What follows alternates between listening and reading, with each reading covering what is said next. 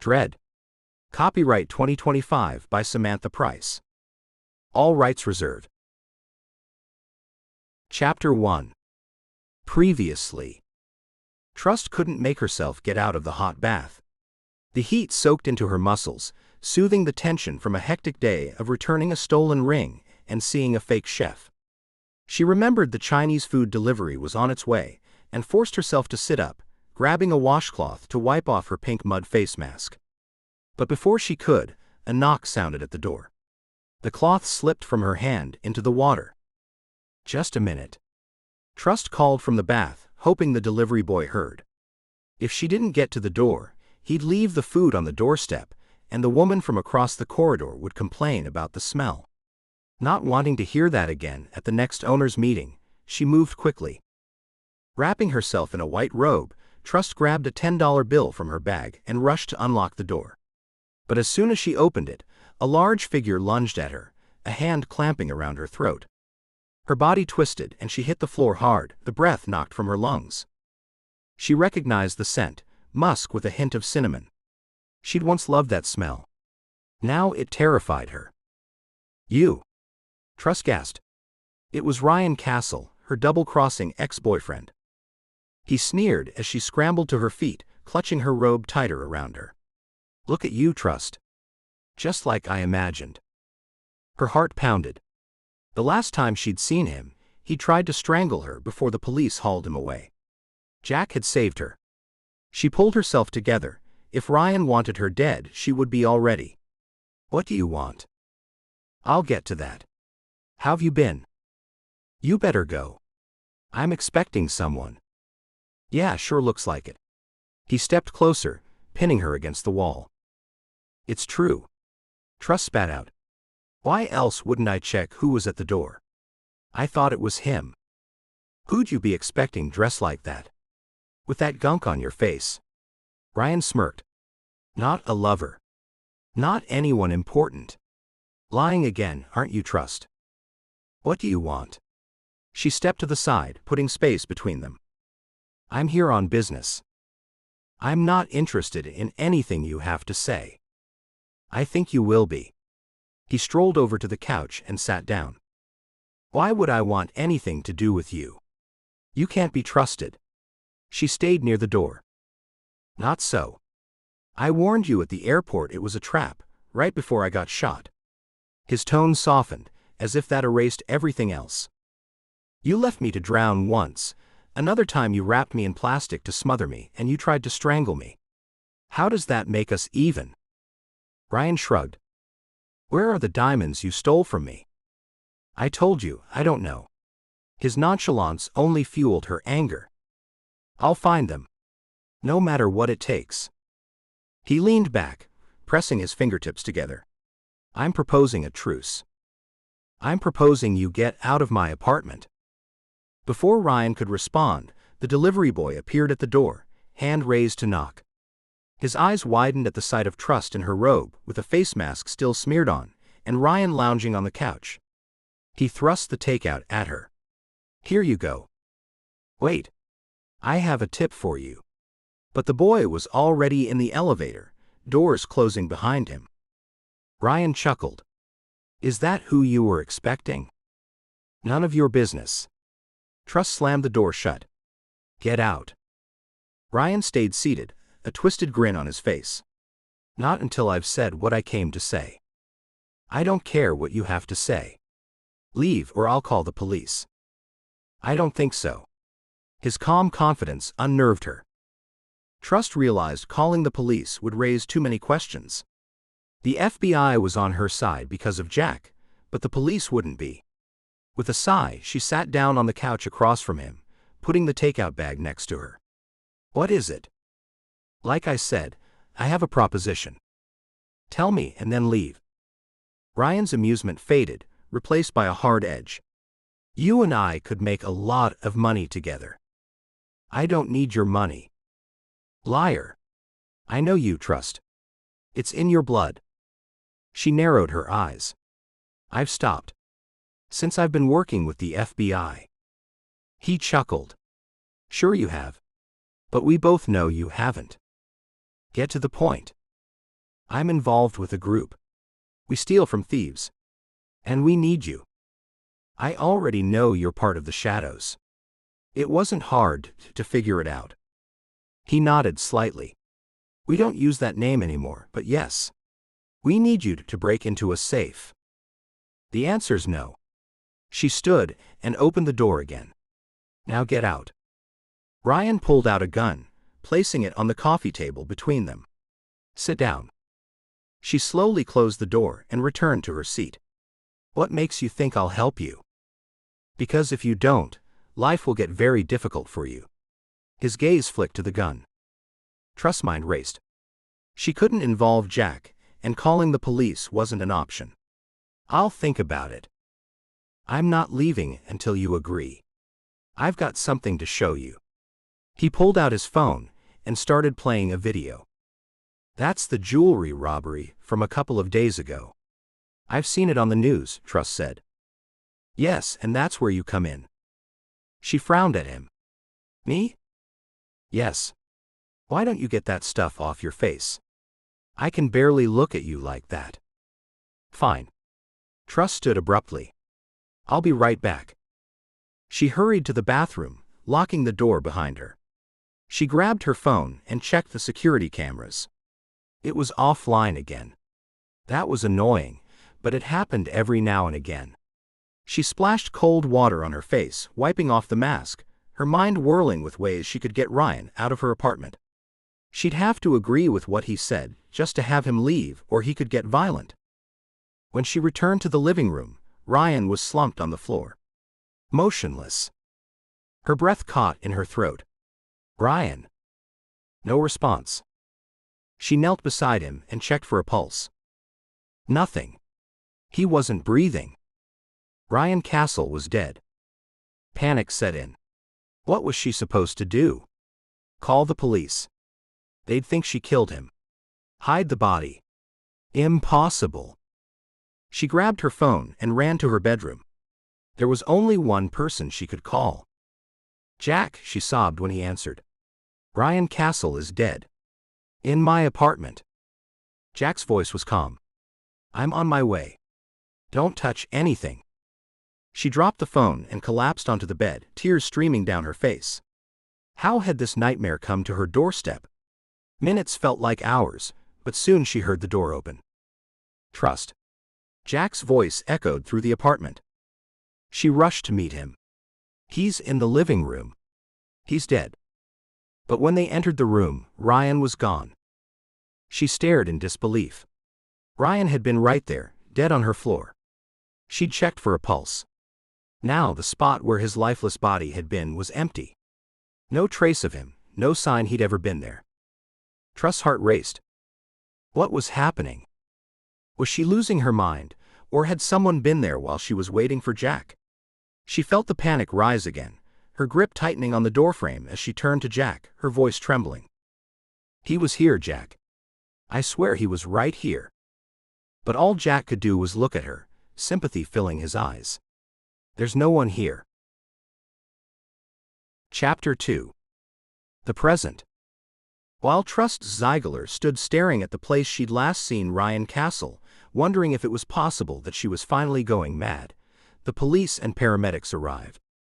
Jack went into the corridor to talk with them while Trust collapsed onto the couch. After a few moments, Jack returned while two officers stood to attention at the door. This is Officer Pendlebury and Officer Smart. Can we take a look around? Trust smiled at the older male officer and the younger female officer. Sure. She sat while they walked around her apartment. With 2 bedrooms, 2 bathrooms plus a gigantic closet, along with the open living area, it didn't take them long. They found nothing. Jack talked to them in a hushed tone at the door and then they left. Then he turned to Trust. There's no one here, and nothing seems out of the ordinary. I know. He's not here now, obviously, but he was. Jack sat down in the exact place Ryan had been moments before. I'm not going crazy. He was definitely here, Jack. He was sitting right where you are. She touched her face. I had a face mask on when he burst through the door, then he forced me to talk with him. I went to wash off the mask and when I came out, he was on the floor. Jack looked down where she was pointing. Then he looked back up at her. Will dust for prints. What did he touch? She thought for a moment. Nothing. Except his gun. Her gaze flew to the coffee table where he'd placed his gun. The gun's gone. You have been under a lot of stress lately. You've had a lot of changes in a short space of time. Maybe I've expected too much of you. He pulled out his wallet and handed her a card. I want you to make an appointment. She leaned over and looked at the card. A shrink. It's nothing to be embarrassed about. I'm not, I just don't need one. Then she stared at him. You don't believe me? What I can't figure out is why you let him in. He's a dangerous man. Have you forgotten how many times he's tried to kill you? I didn't let him in, she screeched with frustration. He bowled me over. I thought he was the delivery boy. Wait a minute. The delivery boy saw him, and Frank, the doorman, would have seen him. He had to have seen him to let him up here. Good. He gave a nod. I'll talk to them both. Starting with the doorman. Thank you. Stay here. Will you be all right on your own? Yes. I'll lock the door as soon as you leave. Oh, the door. It was closed. If he wasn't dead like I thought, then he had to have opened the door to leave. Was the door locked when you were out of the room? I can't remember. He narrowed his eyes. If you never locked the door, could someone have come in and killed him while you were gone? I guess. Then maybe their prints are on the door too. She hoped he believed her. I know it doesn't make sense. If they killed him, why take the body away and why? I'll get the fingerprint team onto it. Can they hurry? I need to lock the door, and now I can't because that will smudge the prints. I'll call Pendlebury back to stand at the door until the fingerprint team arrives. Once he called the officers back, he reached out to the fingerprinting team. 5 minutes later, Pendlebury was there, and Jack had him wait at the door while he went down to talk with the doorman. Trust strode across the living room to look out the window at the night sky while she hugged her arms around herself. Could she have been dreaming?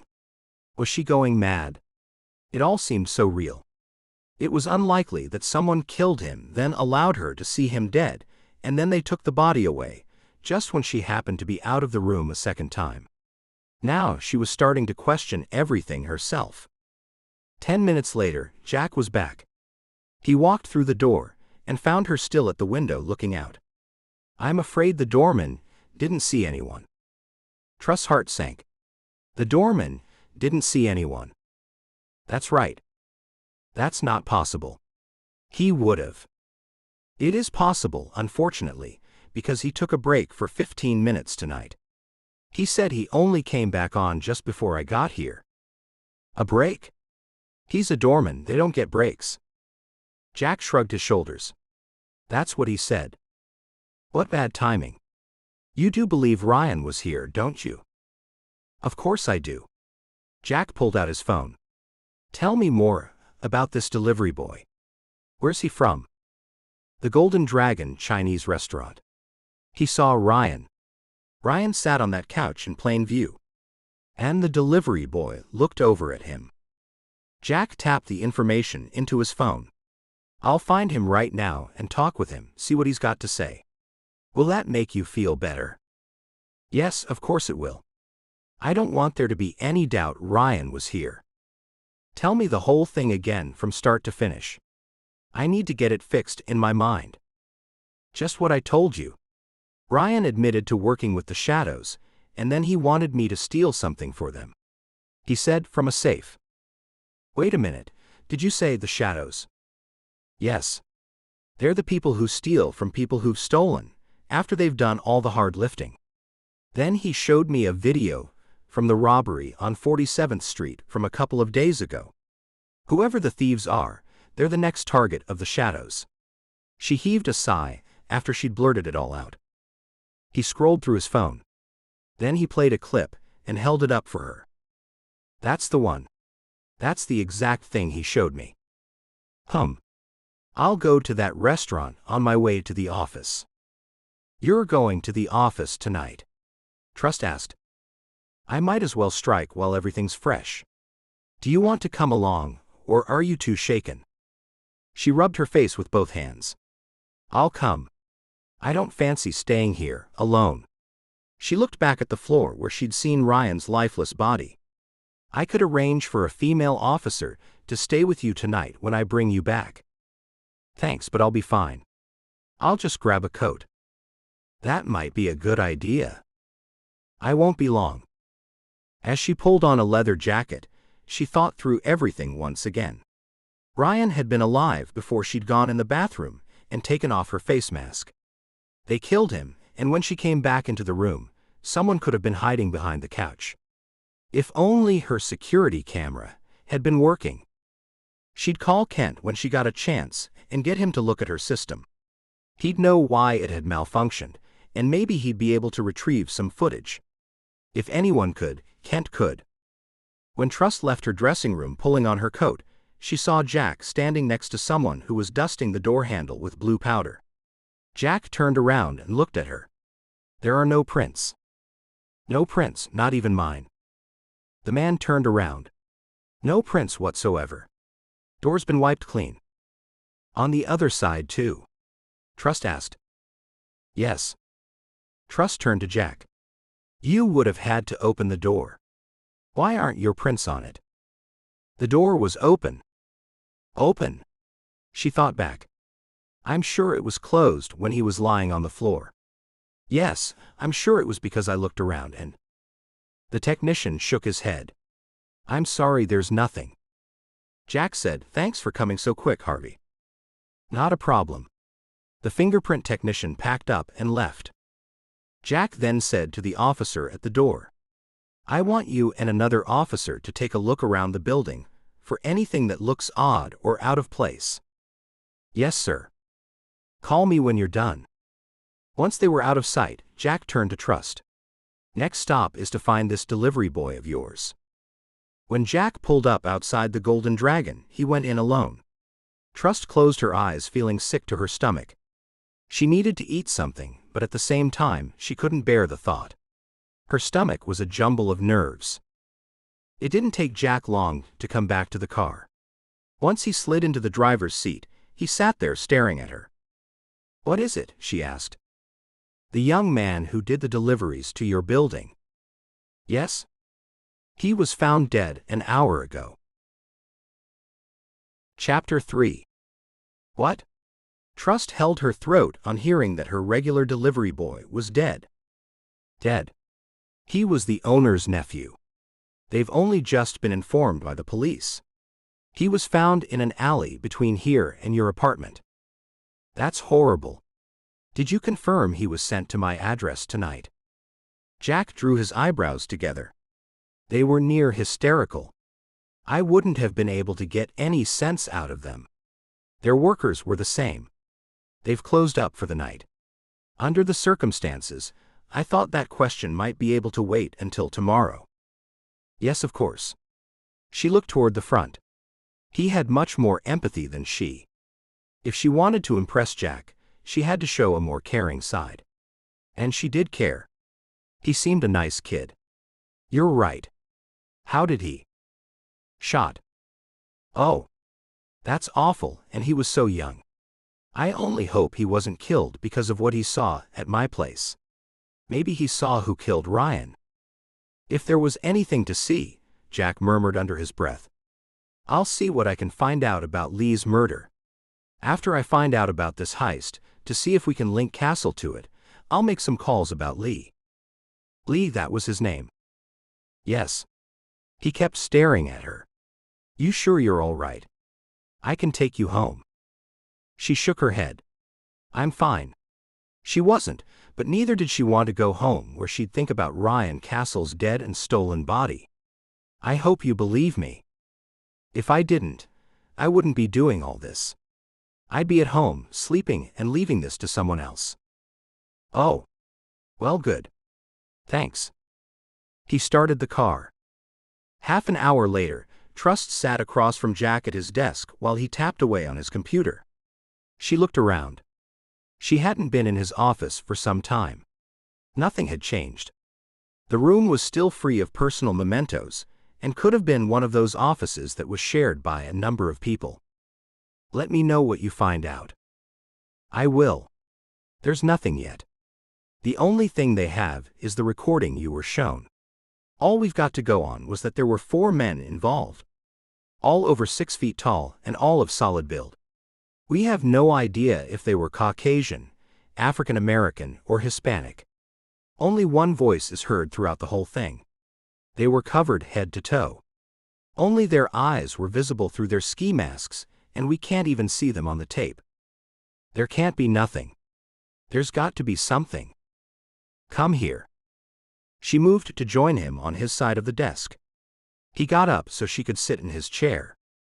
Watch this from start to finish, and tell me your take on it. A voice rang out from the doorway, startling both of them.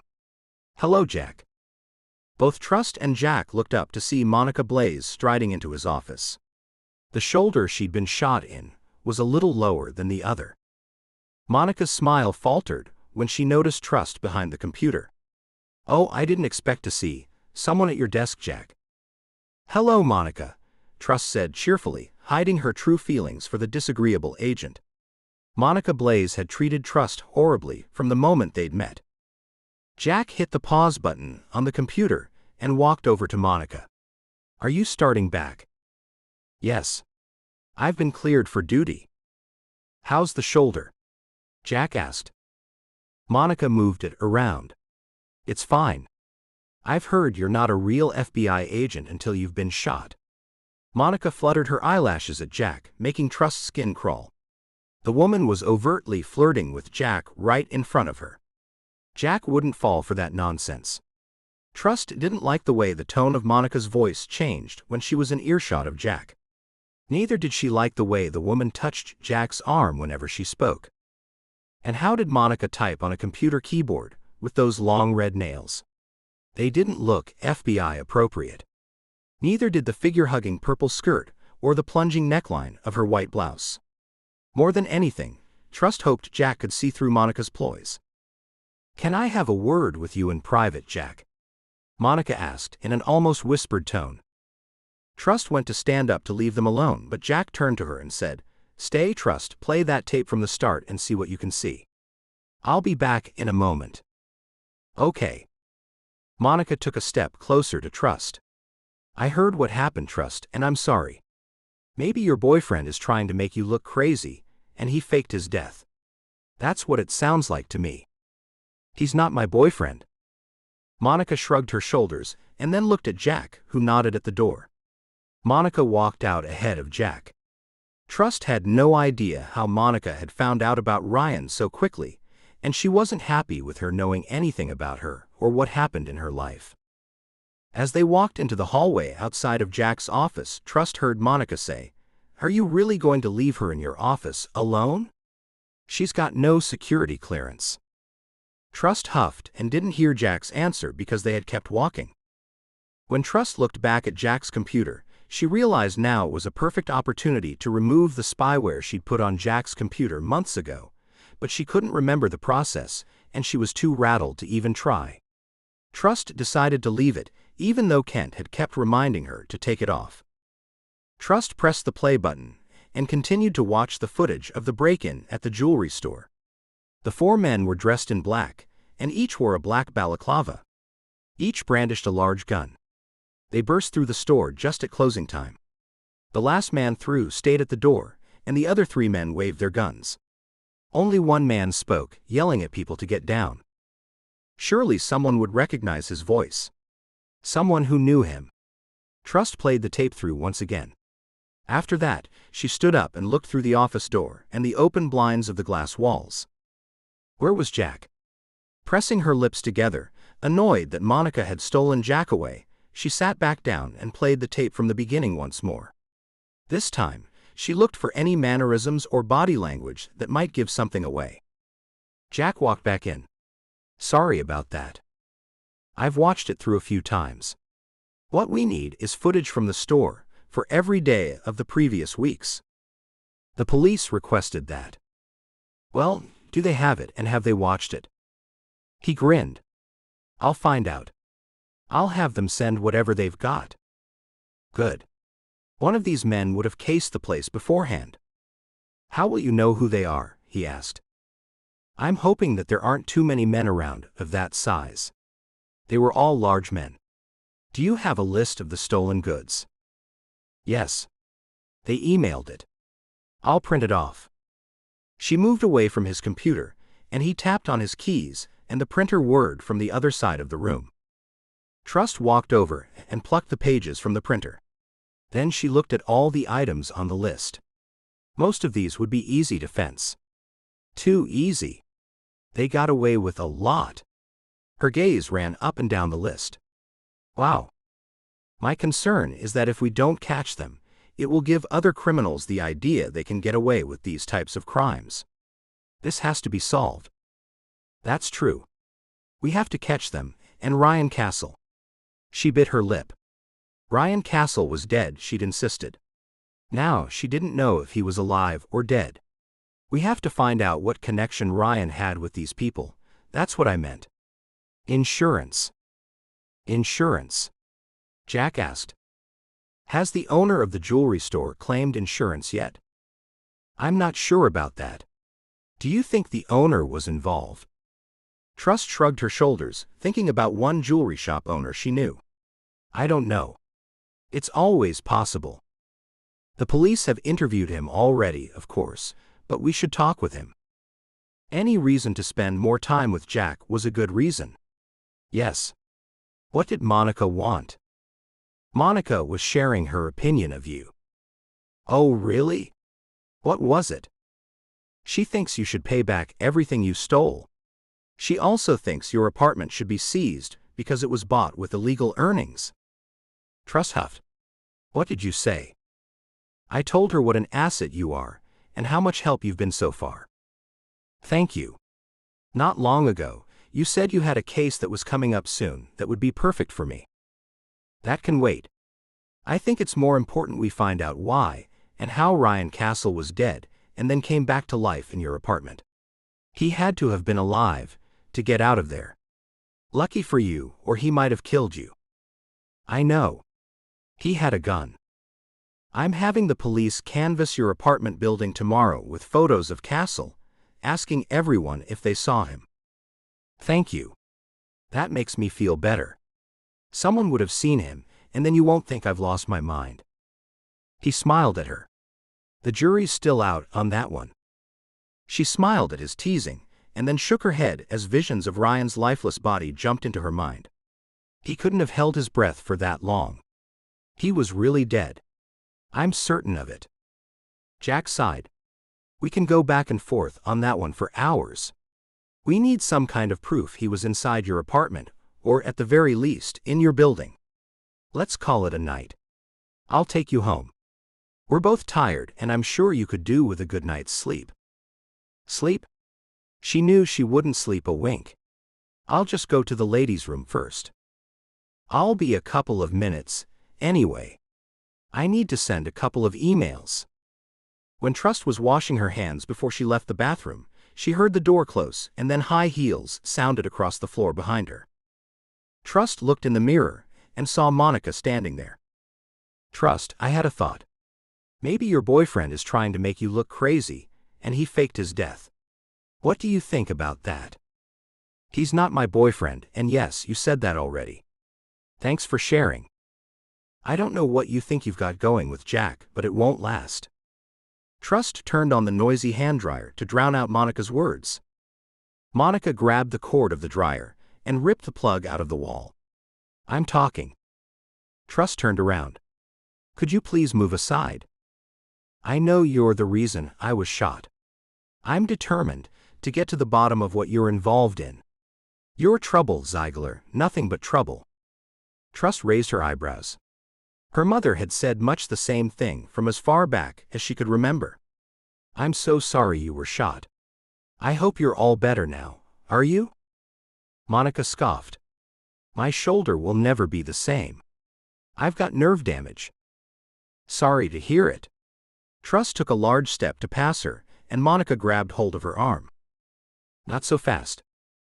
I've learned a few things about you, Monica. I believe you know a thing or two about Ryan Castle.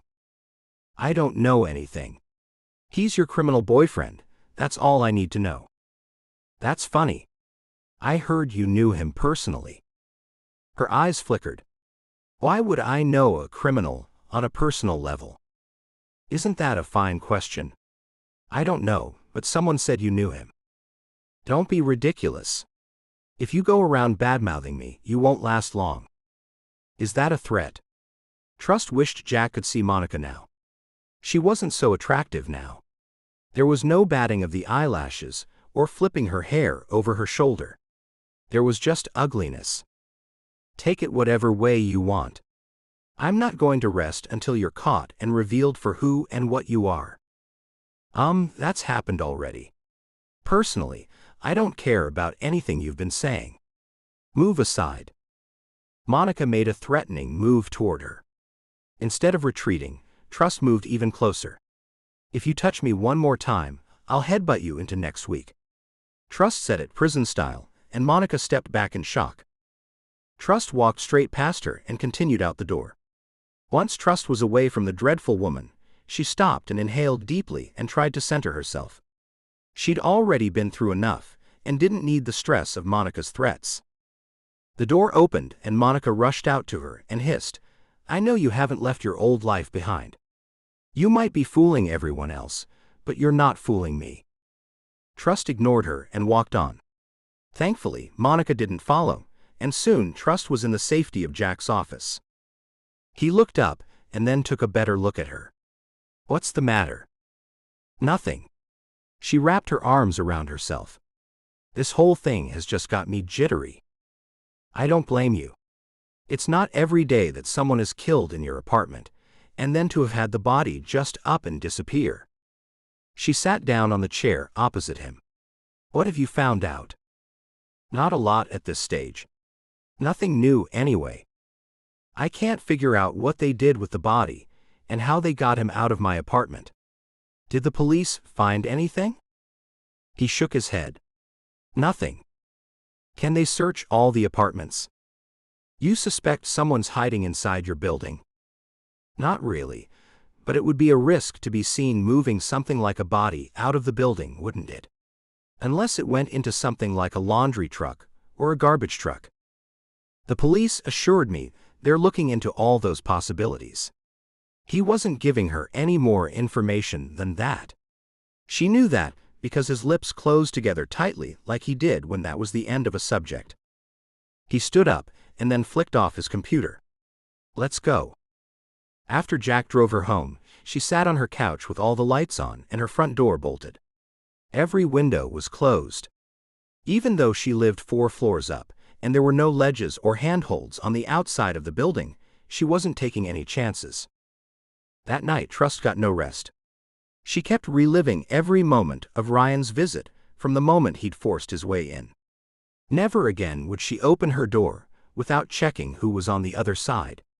It was the first time she'd done it in months. What were the chances that he'd be on the other side when she'd opened it? He'd placed his gun on the coffee table. She couldn't recall if the gun was still there when she came out to see his body on the floor. She hadn't locked her door behind him after he'd barged in. Neither had she locked it after her takeout had been delivered. From memory, the door was closed and not locked.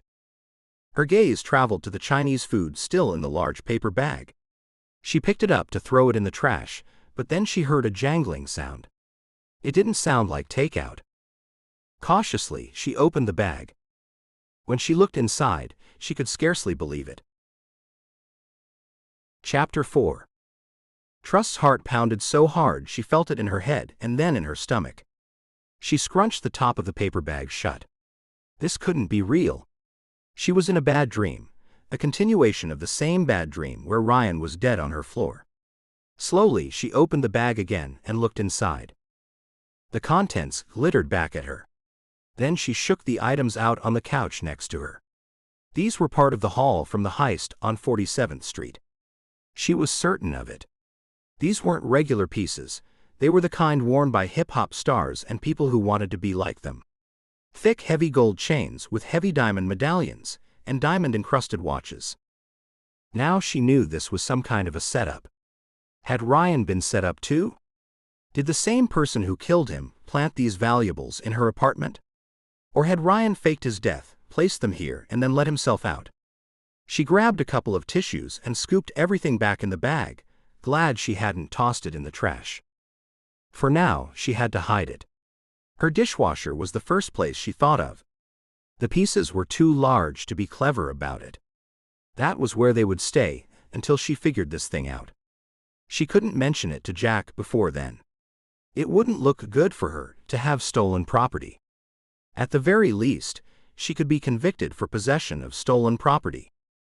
It seemed the more she tried to move away from a life of crime, the more it drew her back.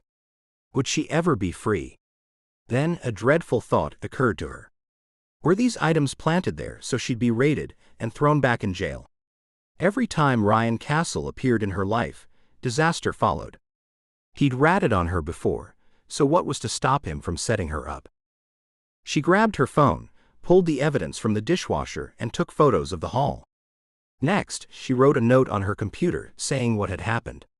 She didn't know if that would do any good, but at least she had something written down explaining how the stuff got there if something should happen.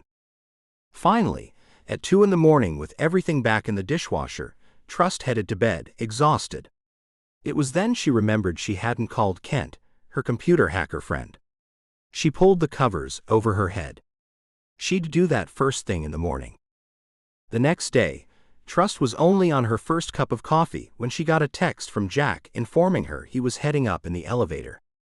When she opened her door, he walked in looking like he'd had the same amount of sleep she'd had. None.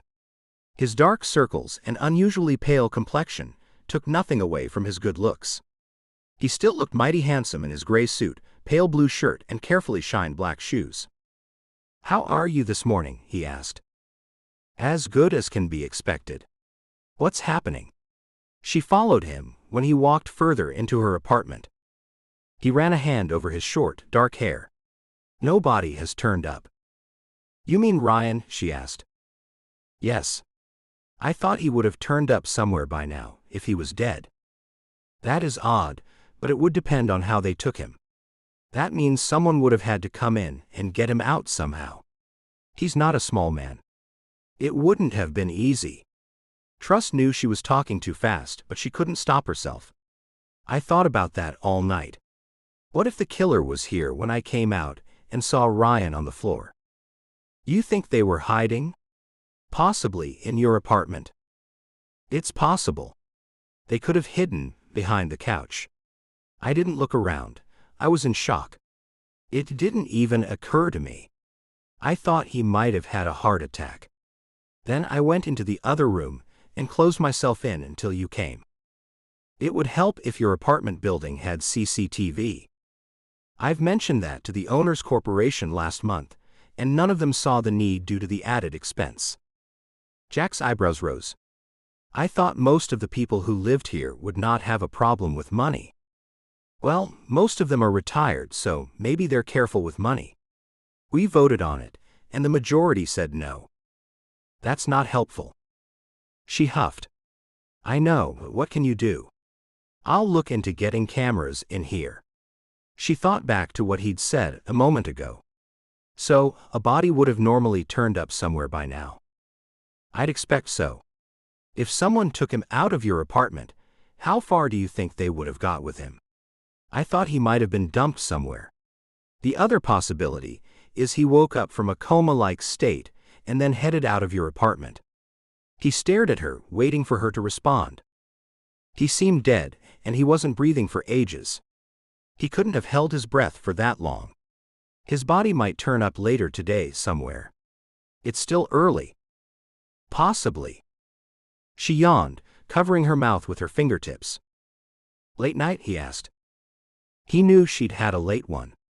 It was after 11 when he'd brought her back to her apartment. "I didn't sleep much. Everything was swirling in my head." "I don't blame you. I'll keep making inquiries and let you know what I find out." You have a rest today. No. I'm all right. Can I help you with anything?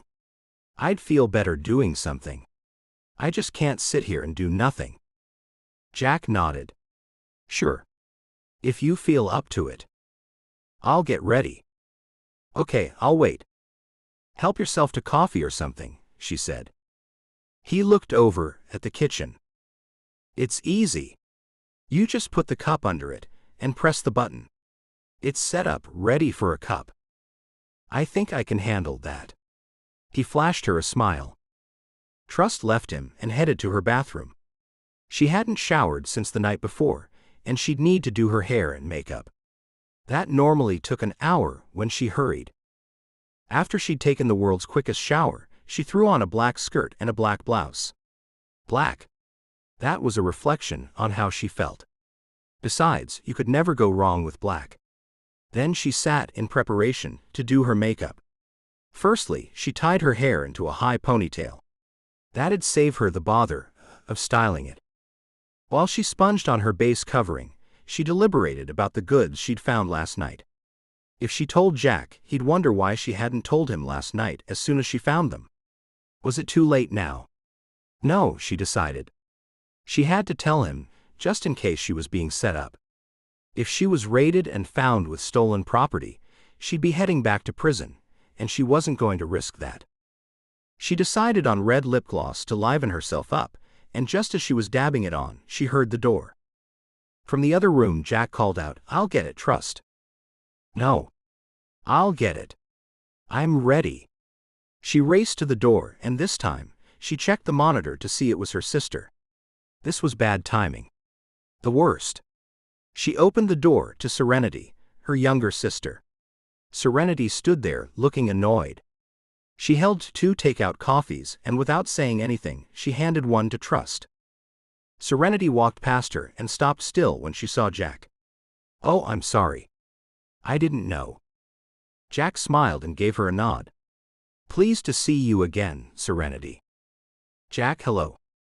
Trust frowned at Serenity. Did I know you were coming here? Did we have something arranged? Trust hoped her sister would see she was busy. No. I just wanted to tell you something. Serenity glanced over at Jack and then said, It's not urgent. I'm in town for a while. I'll come back another time. Trust didn't want to be rude, but she had no time for sisterly gossip today. How about I call you later? Sounds good. Then Serenity said to Jack, I would have brought you a coffee if I'd known you were here. Serenity looked down at her cup. I could have given you this one, but I've already had a mouthful. He smiled. It's quite all right. Thanks for the thought, anyway.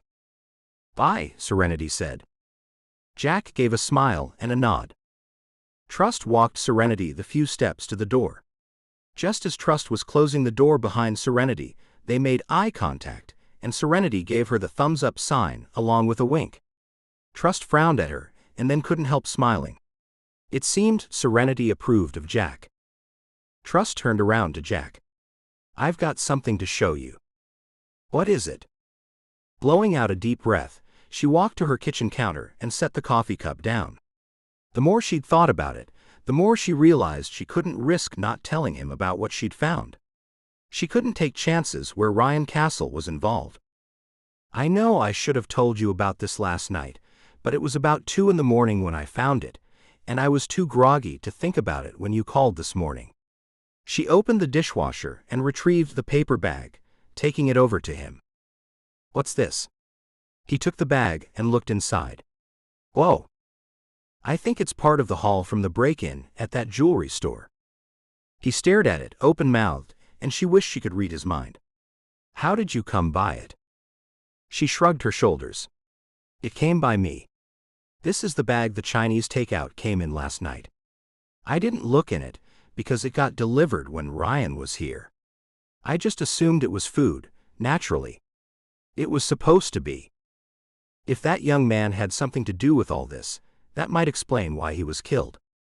Trust bit her lip. He brought the jewelry here. Do you think he was bringing the bag to Ryan? But Ryan totally ignored it. And he didn't pay much attention to the young man. He looked in the bag again. Trust saw there wasn't much there, according to what was reportedly stolen. I'm guessing it's a sample of what was taken. I haven't touched anything in case there might be prints. Good thinking. I've got a good teacher. He didn't even smile, and that worried her. She hoped he wasn't suspecting her of any wrongdoing. I know it looks bad for me to have all this turn up here. Things would go better for you if we had a dead body. Or at least some guarantee Ryan Castle was actually here. Perhaps she should have kept quiet about it, but it was too late now. Am I a suspect? Am I in trouble? Trouble is a strong word, but if people get wind of this, you could come under scrutiny. She knew the word scrutiny was Jack's way of saying suspicion. The last person she wanted to know about this was Monica Blaze. The woman already had it in for her. He continued, now you've handed me this, I'll have to divulge where it came from. I know that, and I've got nothing to hide. I just found it here, like I said. We have to hope and pray we find someone who saw Castle in this building last night. Or that his body shows up soon. Okay. I'll be hoping some sense will be made of all this.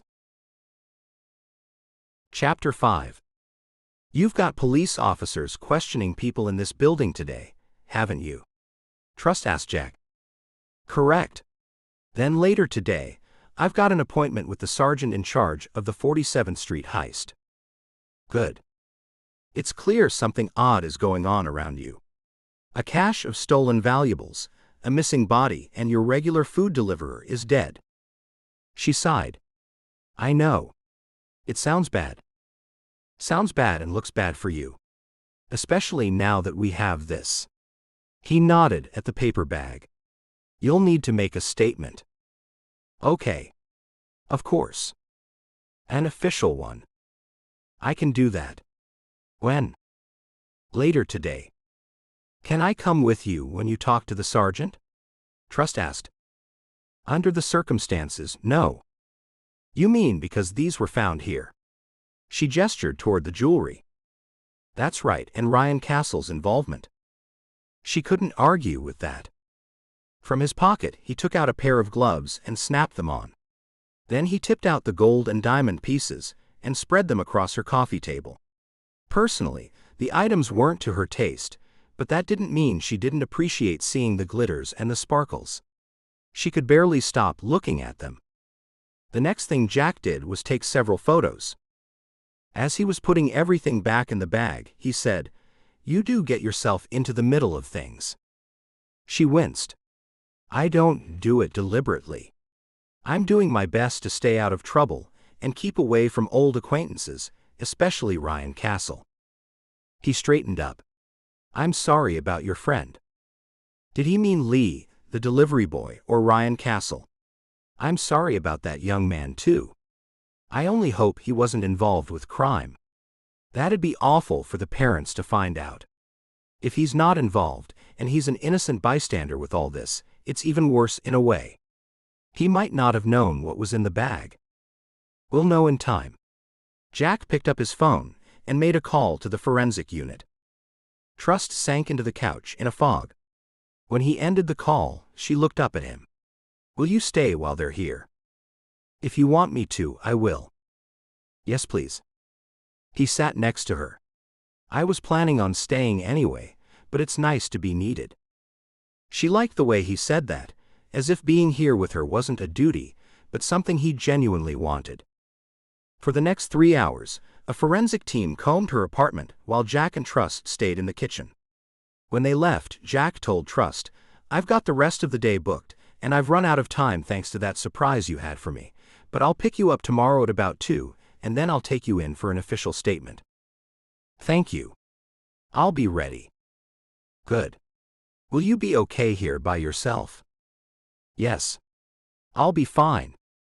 I'll meet up with Serenity, and she'll keep my mind off it. When he left, she figured Serenity could wait an hour or so. She had to find out more about the shadows if someone was trying to make her look guilty, firstly of murder, and then of receiving stolen goods. She bit her lip. As much as she didn't want to, perhaps she should visit her old fence Merrick Vale. In the past, he'd been the main man responsible for finding homes for the jewelry she'd stolen. He'd double-crossed her recently, though, and that meant she couldn't completely trust him or rely on what he said, but he might give her a clue. Especially if she caught him off guard. It seemed every criminal connection she'd ever known had shown they weren't reliable, except for her close friends and sidekicks, Marty and Kent. They were like family. No, they were closer than family. Her birth family was all but dead to her. The only one who hadn't disowned her was Serenity. The problem with Serenity was that she had trouble keeping her mouth shut, so she couldn't fully confide in her. Soon, Trust was in the alleyway behind Merrick Vale's store. She pressed the button, waving at the camera. The door opened, and she was face to face with Vale. He'd pasted a big smile on his face, and Trust knew it was fake. He was probably trying to make it up to her, regretting what he'd done. "Trust, it's so nice to see you. Come in."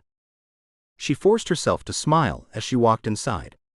"Yes, it's been a while. It's good to see you too." They were both being false, and they both knew it. "Come into my office. Can I get you anything?" "I'm fine." When she sat down behind his desk, he hurried to sit opposite. "What can I do for you today? Do you have some business?" "Kind of. I need you to come clean with me." The smile left his face. "About what?" "About the shadows." His mouth twitched and his face blushed red. "Never heard of them." His breathing quickened. She leaned forward. "You were the one who told me about them." He moved back in his chair while rubbing his face. "What do you want to know exactly?"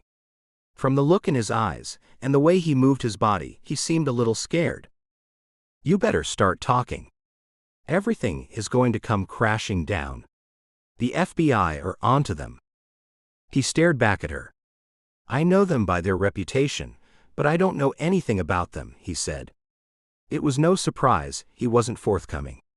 Someone in his position was used to keeping his mouth shut about what he saw and heard.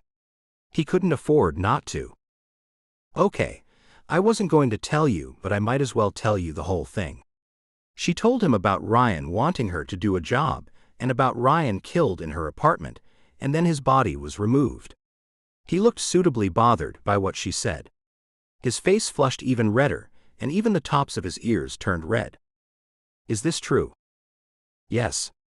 Ryan admitted he was working for them, and if they've killed him, what makes you think they won't kill you? That's what they probably do when they have no further use for someone, and that's one reason I didn't want to be involved. "He's really dead?" Vale asked. "Yes. I saw it with my own eyes." "Don't you think it sounds like the shadows did this?" He nodded. "It could only be them. They knew he was there at my apartment. He would have told them he was going there to recruit me for the job. For some reason, they had no more use for him." "You didn't see anyone else?" "No." She didn't mention the jewelry that was delivered to her apartment in the Chinese takeout bag. She still hadn't figured out how and why the delivery boy was involved. And what if she hadn't ordered Chinese that night? What then? "Okay," Vale said all of a sudden, which nearly made Trust jump. He propelled his chair away from the desk, grabbed his cell phone, turned it off, and placed it in a cupboard, closing the door on it. Then he also shut the lid of his laptop computer. He sat back down and locked eyes with her. "What I'm about to tell you is for your ears only." Finally. She leaned forward. "Yes? I used to do work with the shadows, just as I used to work with you." She slammed her hand on the desk. "I knew it. Don't think they're some amateurs. They're top level. They're a dynastic organization, going back hundreds of years. Sounds like some sort of secret society. You could say that. They're shadow people. That's how they got their name. They lurk, watching people, and then they take their opportunity where and when they can. If they steal stolen goods, they're not going to get reported. They're like vultures." "Yes, I get that. But why don't they have their own people to break into a safe? Why come to me?" They didn't come to you though, did they? Ryan Castle said. She stopped mid-sentence. Since when did she start believing anything Ryan said? So you don't think Castle was working with them?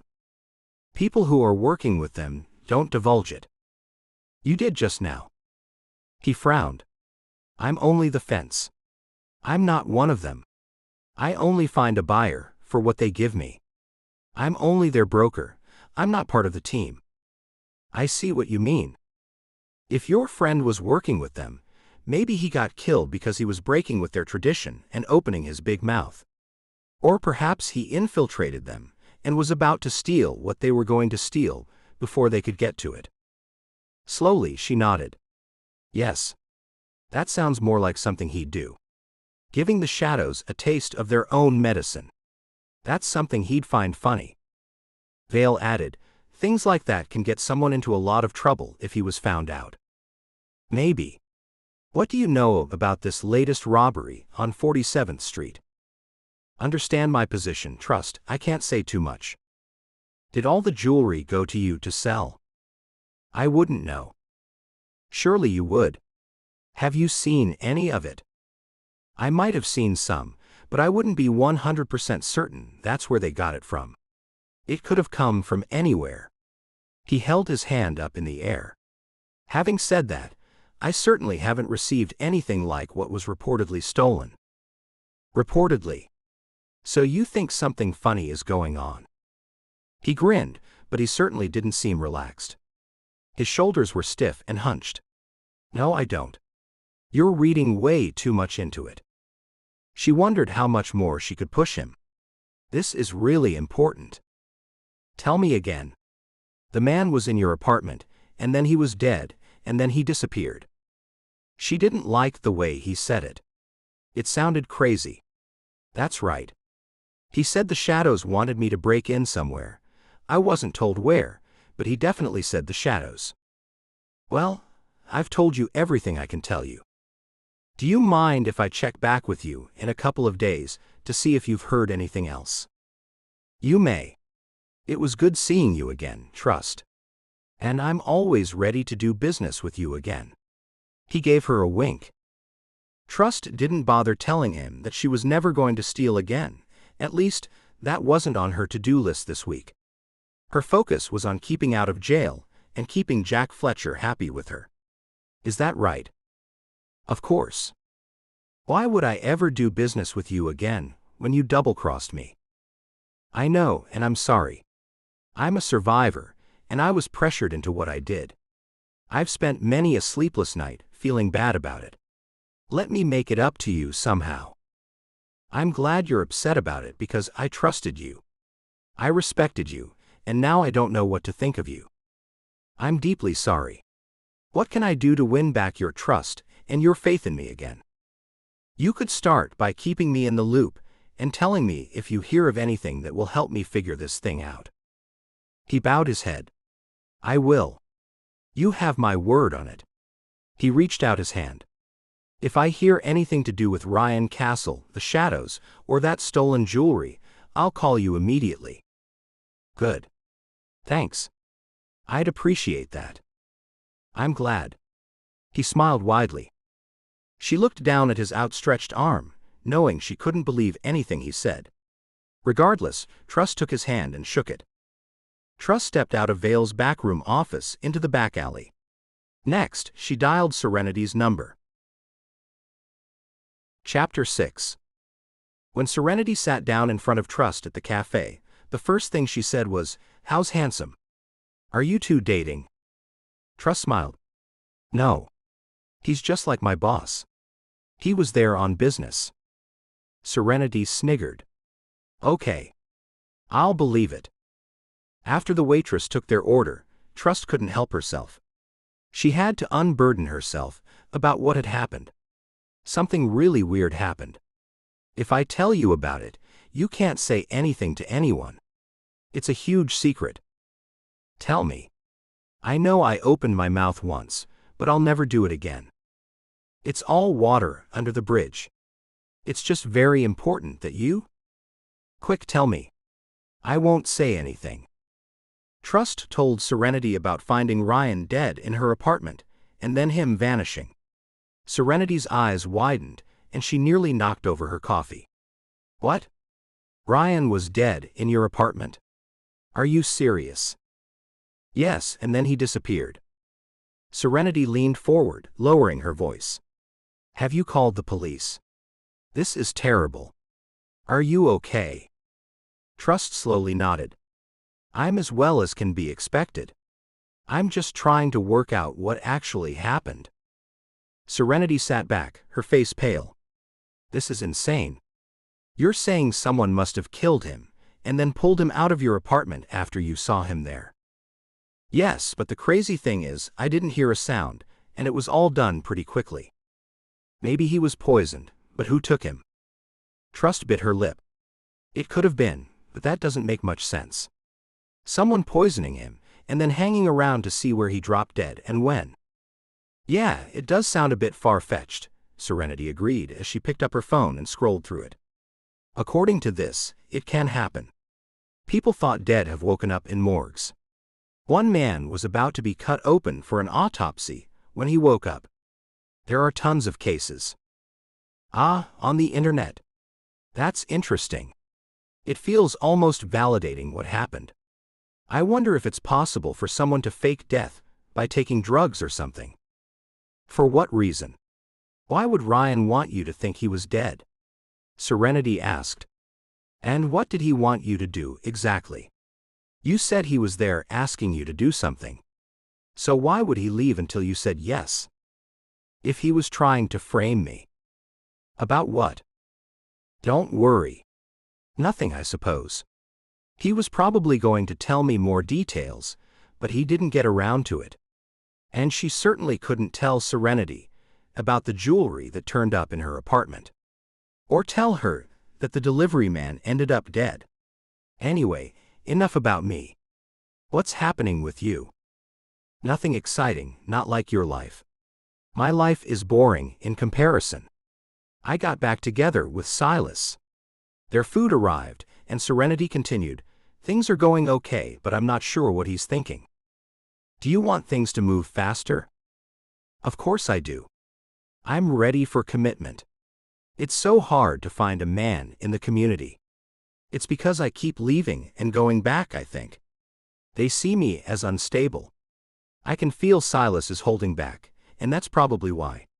But I've decided I want kids. I'm not getting any younger. Things will work out. The right man will come along. He hasn't for you, Serenity shot back. And you're older than me. Don't you want kids? Trust groaned. I've never given them much thought, but I wanted romance when I was younger. Now I just want someone who's honest. He doesn't have to be handsome either, just a decent person. I want it all. I don't want practical. I want romance. I want to be swept away. That's the stuff of fairy tales. It's not real life. Many romantic things happen to people. You read about it all the time. I can see you with Jack. The two of you will be together in the future. I know it. Trust smiled but said nothing. Her sister had a simplified view of the world, and Trust blamed their parents for that. Besides, Jack was a straight-down-the-line FBI agent. Honest as the day was long. Why would he involve himself with someone who used to steal for a living? Serenity continued, You two look really good together. It's not going to happen. There are so many other women, so much competition out there for his attention. Women without a criminal past. There's nothing like some healthy competition. But what am I going to do about Silas? Trust smiled. It was typical of Serenity to be so involved with her own problems. Maybe get advice from one of your married friends from the community? I can't talk to anyone else. Well, do you think things will get better if you don't do anything about it? I will do something, I just don't know what. Serenity narrowed her eyes. There's something wrong with you. You're all jumpy. Why wouldn't I be after what's happened? Just make sure you don't breathe a word of what I've told you to anyone. I won't. My advice is give yourself 6 months to enjoy being with Silas. Then reassess things. 6 months. What if I'm wasting my time with him? I'd be 6 months older and might miss out on the man I'm supposed to be with. Relax. That's my advice. Take it or leave it. Oh, Trust. I thought you'd have the answer. Trust didn't have the heart to share her thoughts that there was no Prince Charming who was going to whisk her off to a distant place to live happily ever after. There were no perfect men out there. Well, maybe Jack, but that was all. After a while of talking about herself, Serenity asked, "What are the police doing about Ryan?" Trust shrugged. "There's an investigation. I just have to wait and see what turns up." "And what are we going to do about Uncle Pete? We still haven't got anywhere with finding him." "That can be your job. I've got too many other things going on to worry about that. I'll keep asking around. Someone has to know something." Once they'd finished their meal, they stood and walked out together. "Thanks for meeting me," Serenity said as she hugged Trust. "Of course. I'm always here for you." As Trust watched her sister walk away, a sense of unease settled over her. An hour after Trust got home, she answered the door to Jack. He walked straight to her living room and turned to face her. "Can you make me a coffee?" She was hoping he had news, good news. As she walked to the kitchen, she asked, "What's going on?" "Firstly, we got a hold of the CCTV footage of the 2 apartment buildings either side of here. Neither of them showed Ryan Castle coming into this building last night." The coffee cup crashed to the floor as she spun around. She leaned against the kitchen cabinets so her legs wouldn't give way. No delivery boy, and no Ryan Castle. That's right. It gets worse. The Golden Dragon has no record of you ordering food last night. You can check my phone records. I called them. She grabbed her cell phone and scrolled through the calls. "Here, look." It lasted 2 minutes. He took a photo of her call log. "The police will want to question you. They double-checked the restaurant's records. You had deliveries the previous 5 nights, but last night, there was nothing. Someone's trying to frame me. I hate to be the devil's advocate, but if someone is trying to frame you, you could be in trouble. One might think that you made up an elaborate story to explain why that jewelry was in your possession. It looks bad, I know, but I was the one who gave you the jewelry. Why would I do that? I know. Some might say it was to cover your tracks, since it's not the total haul." She cleaned up the broken cup. "It doesn't make sense. None of it does." "And did the fingerprint team find Ryan's prints here?" He pressed his lips together. "They're still working on the evidence, but he's your ex-boyfriend, so one would assume he would have been in your apartment before. The second last time he was here, he was strangling me, remember?" "I do." Trust hated when she was out of control, and right now someone else was pulling her strings. "Can you think of anything? Some tiny piece of information that will help your case?" She had a case. She didn't like his choice of words. Did she need to contact her lawyer? What if Ryan's body is still in the building somewhere? Shouldn't the police be searching all the apartments? Unfortunately, they don't believe he was here. There's no evidence, no witnesses, and no sign of him on the tapes. I see. It's because they see me as a criminal. No. It's because there's no evidence. But I'm a witness. An eyewitness. Isn't that evidence enough? Not in this case. There he was saying case again. A ripple of uneasiness ran through her. I've been going over everything. When I got the Chinese delivery, Ryan showed no reaction. He didn't even look at the bag. Why didn't you check your order? I was trying to get rid of Ryan. Talk me through it again. You had a pink face mask on, and? Yes. I was just out of the bath. I quickly put on a robe and left the face mask on, because of my neighbor's complaints about food at the door. Ryan pushed his way in. He had a gun and put it on the coffee table. He was talking about me doing a robbery for the shadows, then he said to get the stuff off my face. Go on. She took a deep breath. I left the room to wash my face. So whose idea was that? She stared at him while she thought back. Actually, he told me to wash it off. He rubbed his chin. Interesting. Yes, it is. I didn't think of that before. Then what? I came out and there he was, dead on the floor. I was only gone for 2 minutes. I heard nothing with the water running and both doors closed. There was no blood anywhere. Then I went to my bedroom and called you.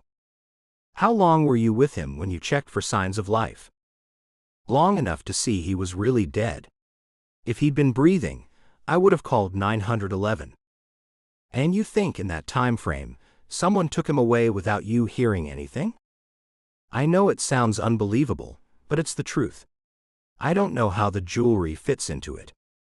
Did you want to watch while the jewelry is being verified tomorrow? Sure. Where? In our interview room. Through the one-way glass. I'll pick you up around 11, and after that you can make your statement. She took a deep breath. I thought I was doing that today. It'll have to be tomorrow now. Trust didn't like that the whole thing was taking so long. Okay, I'll be here waiting. Chapter 7. When Jack left, Trust locked the door and called Kent, detailing everything including her surveillance system failure. Well, what do you think? Trust asked. Wow, Kent said. I'm trying to take it all in. Trust exhaled heavily. So am I. Do you think Castle is really dead? Trust moved to her window. He sure seemed to be. The police won't even search the building. Someone would have noticed a body being carried out, or a large container. What does the doorman say? Nothing. He was conveniently on a break. Barely speaks to me since this happened. Perhaps they're paying him off to look the other way, Kent said. That made sense, especially with his break timing perfectly with Ryan's arrival. How would we find out? I'll talk to Marty and get back to you. And I'll check your video setup. The phone clicked. Trust collapsed onto the couch, covering her face with a cushion. A minute later, Kent called back. Marty says we should keep an eye on Vale. Trust sat up. Why? He's got a hunch Vale knows more than he told you. He's the common denominator. I'll tap his phones and stake him out. We? Yes. We can't trust anyone else. She sighed. What if Jack needs me? Tomorrow I have to. Okay. I'll do it myself. Would you? If I have to. I'll get an everyday white sedan, recent model.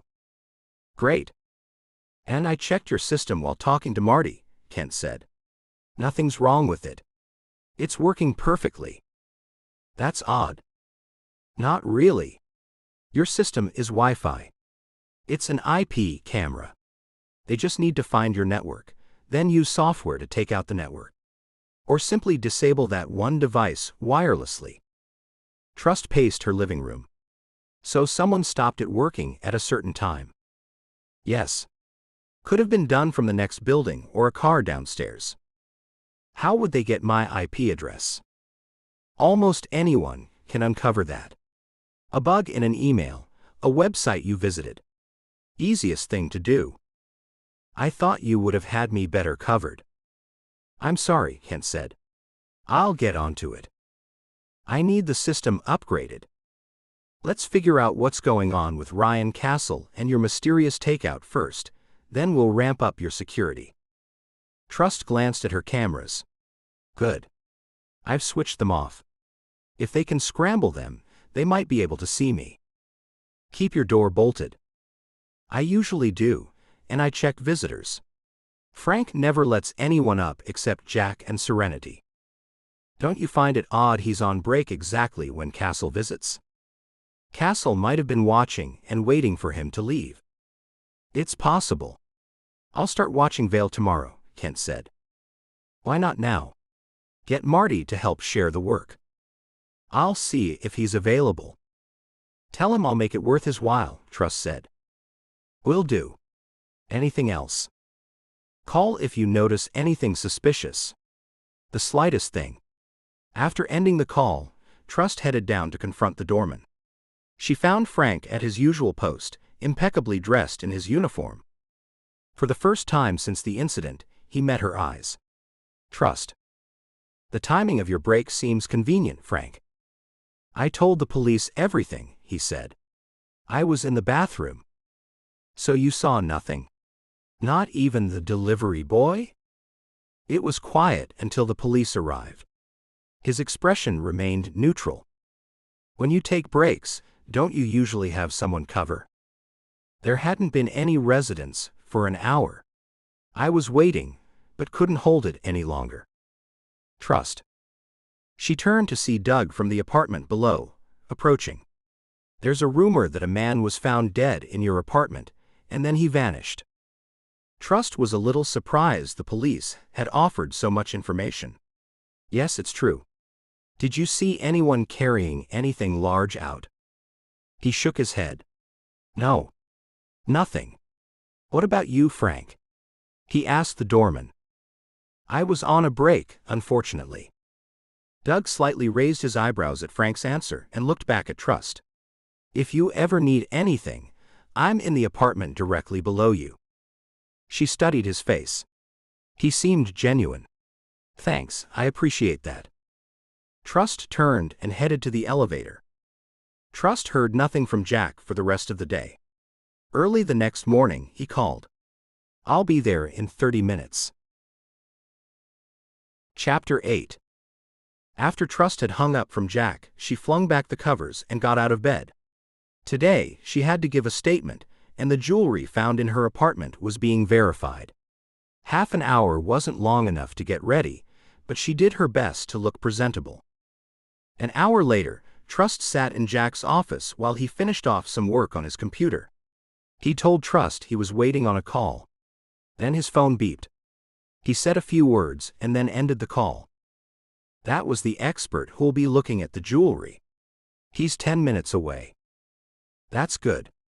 Who is he? Merrick Vale. Do you know him? Trust sucked in a quick breath. Vale was the last person she expected. I've heard of him. Everyone has. He owns 2 high-end jewelry stores. One right here in the city. Are you okay, Trust? She fixed a smile on her face. Yes.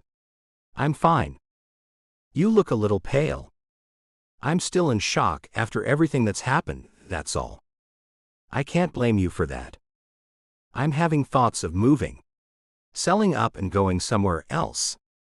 Just don't go too far. We need you here. Don't forget our deal. She looked over at him. Did he mean he would miss her if she moved away? No, she knew he didn't mean that. I won't move out of the city. I'll probably stay on the same block, maybe get a different apartment in the same building. I just don't like being in a place where someone was murdered. Jack scratched the back of his neck, then put his hand on her shoulder. Tingles shot through her body. I can understand that, but sometimes things like that are part of the job. That doesn't make me feel better. He smiled at her. You've been valuable to us so far. Not everyone at the FBI is happy with me. He threw his head back and laughed. You're talking about Monica. I'm not naming names. She'll come around. It just takes a while to gain her trust. Trust didn't want anything to do with Monica Blaze until she figured out if she knew Ryan Castle. We'll see. Let's go. Trust followed Jack to the other end of the floor, where he showed her into a small room with a one-way mirror. They watched as 2 agents brought in the stolen goods and Vale arrived with his equipment. He methodically set up scales, gold testing equipment, a microscope, and a lamp for diamond grading. An officer sat across from him as Vale began examining each piece. Did they find prints on anything? Trust asked. Jack shook his head. Nothing, not one thing. Is it part of the stolen jewelry from Webley's store? We'll have that information soon. We're also offering a reward to the public. A ton of people have seen the footage of the robbery. I hope someone comes forward. Jack's cell phone rang. Excuse me, this could be important. He left Trust watching Vale through the glass. Once, she would have trusted Vale with her life. Now he was nothing but disappointment. Jack returned quickly. That was Sergeant Browning. Ethan Webley just confirmed from the photos that it is his stolen jewelry. He must be pleased to be getting some of it back, Trust said. Not until we no longer need it as evidence. Could be years if the case stays unsolved. That's so unfair. There's nothing fair about theft. She had nothing to say to that. She'd only ever seen it from her view. Ready to make your statement? Jack asked. Trust followed him upstairs, where Sergeant Griffin conducted the interview. She recounted everything that happened with Ryan, explaining she hadn't locked the door because she wouldn't trap herself with someone who'd already tried to kill her multiple times. The sergeant remained stone-faced throughout. I know you don't have proof, Trust said, but you do have the jewelry. If I'd stolen it, why would I fabricate this story then hand it over? Do you have anything else to add? His expression gave nothing away. That's all. He had her statement typed out and brought it back to her for signing.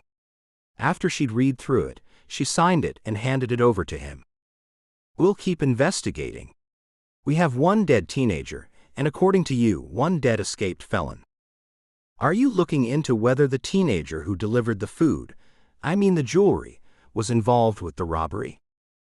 We're exploring all possibilities. His polite smile didn't reach his eyes. Trust knew the only reason she wasn't being arrested was Jack's support. When she left, she was relieved no one was waiting to arrest her. Near the elevator, she encountered Monica Blaze, who glared but said nothing. Trust's phone pinged with a message from Jack telling her to go home. She hated being out of control, waiting around doing nothing. Back in her apartment, she changed phones and called Kent about Vale. Trust. I've just seen something interesting, Kent said. Ethan Webley just went into Vale's store and came out looking angry. He must have found out Vale verified his jewelry. Why visit in person, though? Could have called. Might be about payment. Follow him, Trust ordered. Vale's been back here 30 minutes. Want me to watch him instead? No. See where Ethan goes. He's getting into a black SUV, Marty reported. I got the plate number. Follow him and make sure you're not seen. Call me when you know more. An hour later, Marty called back. We're at the Bronx fish markets. He went into one of the warehouses with two average-sized men. Can you see exactly where? Yes, one floor up. I saw them at a window. They've been there 30 minutes. Find out who owns that space, Trust said. Already on it, Kent replied. Trust ended the call. Tonight, under cover of darkness, she'd check out that warehouse herself. Chapter 9. Marty and Kent reported back that Ethan, the jewelry store owner, had stayed just over an hour at the warehouse, and then he was driven back to his apartment. Kent wanted to follow the SUV after that, but Trust told them not to and informed them of her warehouse plans. Due to Marty having other commitments, Trust was left with Kent as her driver. I don't know that this is a good idea, Kent said as soon as Trust got into the car. I know. You've told me that on the phone at least 10 times already. But I need to see what's at the warehouse. Did you manage to find out anything? Only that it's owned in a company name. A shell corporation, so that wasn't any use. I haven't been able to trace a person behind the company. He pulled into the line of traffic, accompanied by the blasting of car horns. Why would Ethan go there straight after he'd seen Vale? There must be a connection. Maybe Vale gave him a large sum of money, and that's where they keep the cash. I'm just worried that it'll be dangerous. If you're right, and that's their headquarters or something, then it'll be heavily guarded. It's too late to worry about that. I'm already in danger. I'd like to know from which direction it's coming. 2 people have been killed, and I could be next. She looked around the car. You brought earpieces? Always. They're in my pocket. Good. Kent would be her lookout. Hopefully, no one would be in the warehouse. I hope there are no security cameras. I'd be surprised if there weren't any. Just in case, Trust was dressed in black and she'd wear a ski mask as an extra precaution. When they got close, Kent parked the car and then pulled out binoculars from a duffel bag on the back seat and looked through them. There are people. It's too dangerous. They're on watch. Where? Trust grabbed the binoculars from him and took a look for herself. I can see two men looking around. They'd have to be security guards. I was right. This is too dangerous, he repeated. It's not. They're not too smart staying in the light like they are. Now where did you see Ethan go, exactly? He went in the front door, and then I saw him at the window on the second floor. Ah, okay. Second floor this side? That's it. What's the plan? How do you think you're going to get past those men? You can create a diversion. When they leave, I'll slip in. Only thing is, there are no lights on. Where do I go once I get in there? He smiled, and then pulled out a small laptop from behind his seat. I did manage to find some original plans. I hope they're still accurate. Me too. This is all we've got to go on. He tapped a couple of keys, and then a plan filled the screen. The easiest access is through the door they're standing in front of, and then straight up the stairs to the next floor. Then we have to hope that no one is there, waiting for you. Well, they wouldn't be waiting for me because they've got no idea I'm coming. Kent frowned. You know what I mean. Right, we've got to get them away from the door. How will you divert their attention? Is there an alarm you can set off? Maybe on one of their cars. I'll have to come up with something. Start a fire. Blow up one of their cars. I could do that. With the computer in his lap, he put his hand out for the binoculars. Once she gave them back, he looked through them again. I can see some cars. Appears to be at least 3 or 4. Good. I'll be over here. She tapped on the screen. I had a look on Google Earth, and there's a fence and trees. I'll hide in the trees, and once you create a diversion, I'll get over the fence and into the building. Okay, but how will you get out again? Getting out of a place is always the easy part. I'll head out the back door, or something. He snapped the lid of his computer shut, then pulled the earpieces from his pocket. If this doesn't work, we can try again tomorrow. Don't take unnecessary risks, or do anything to get yourself killed. Same to you. Good luck to us both. May the force be with us, he said. Ditto. Trust pulled on her balaclava and left the car. She stuck to the bushes along the side of the road, heading to the warehouse. Then she slowed down when the men came into sight. The night was so still and quiet that she could hear them talking. She had to be careful not to make even the slightest sound. She crept closer and closer through the dark shrubs, making sure not to step on a twig that might snap. When she got directly across from the men, she stayed down low and looked up at the wire fence she'd have to scale. Trust was shocked when she heard an explosion behind the building. She covered her head. She hadn't expected Kent to work so fast. When she looked up, the two men were running. Black smoke billowed from somewhere and had now hidden the two men from sight. Trust lunged at the fence and quickly got to the top, lowered herself to the ground on the other side and jumped. She ran to the door and thankfully it was unlocked. If anyone had been in the building, they would have come out after the explosion. It wasn't that dark inside.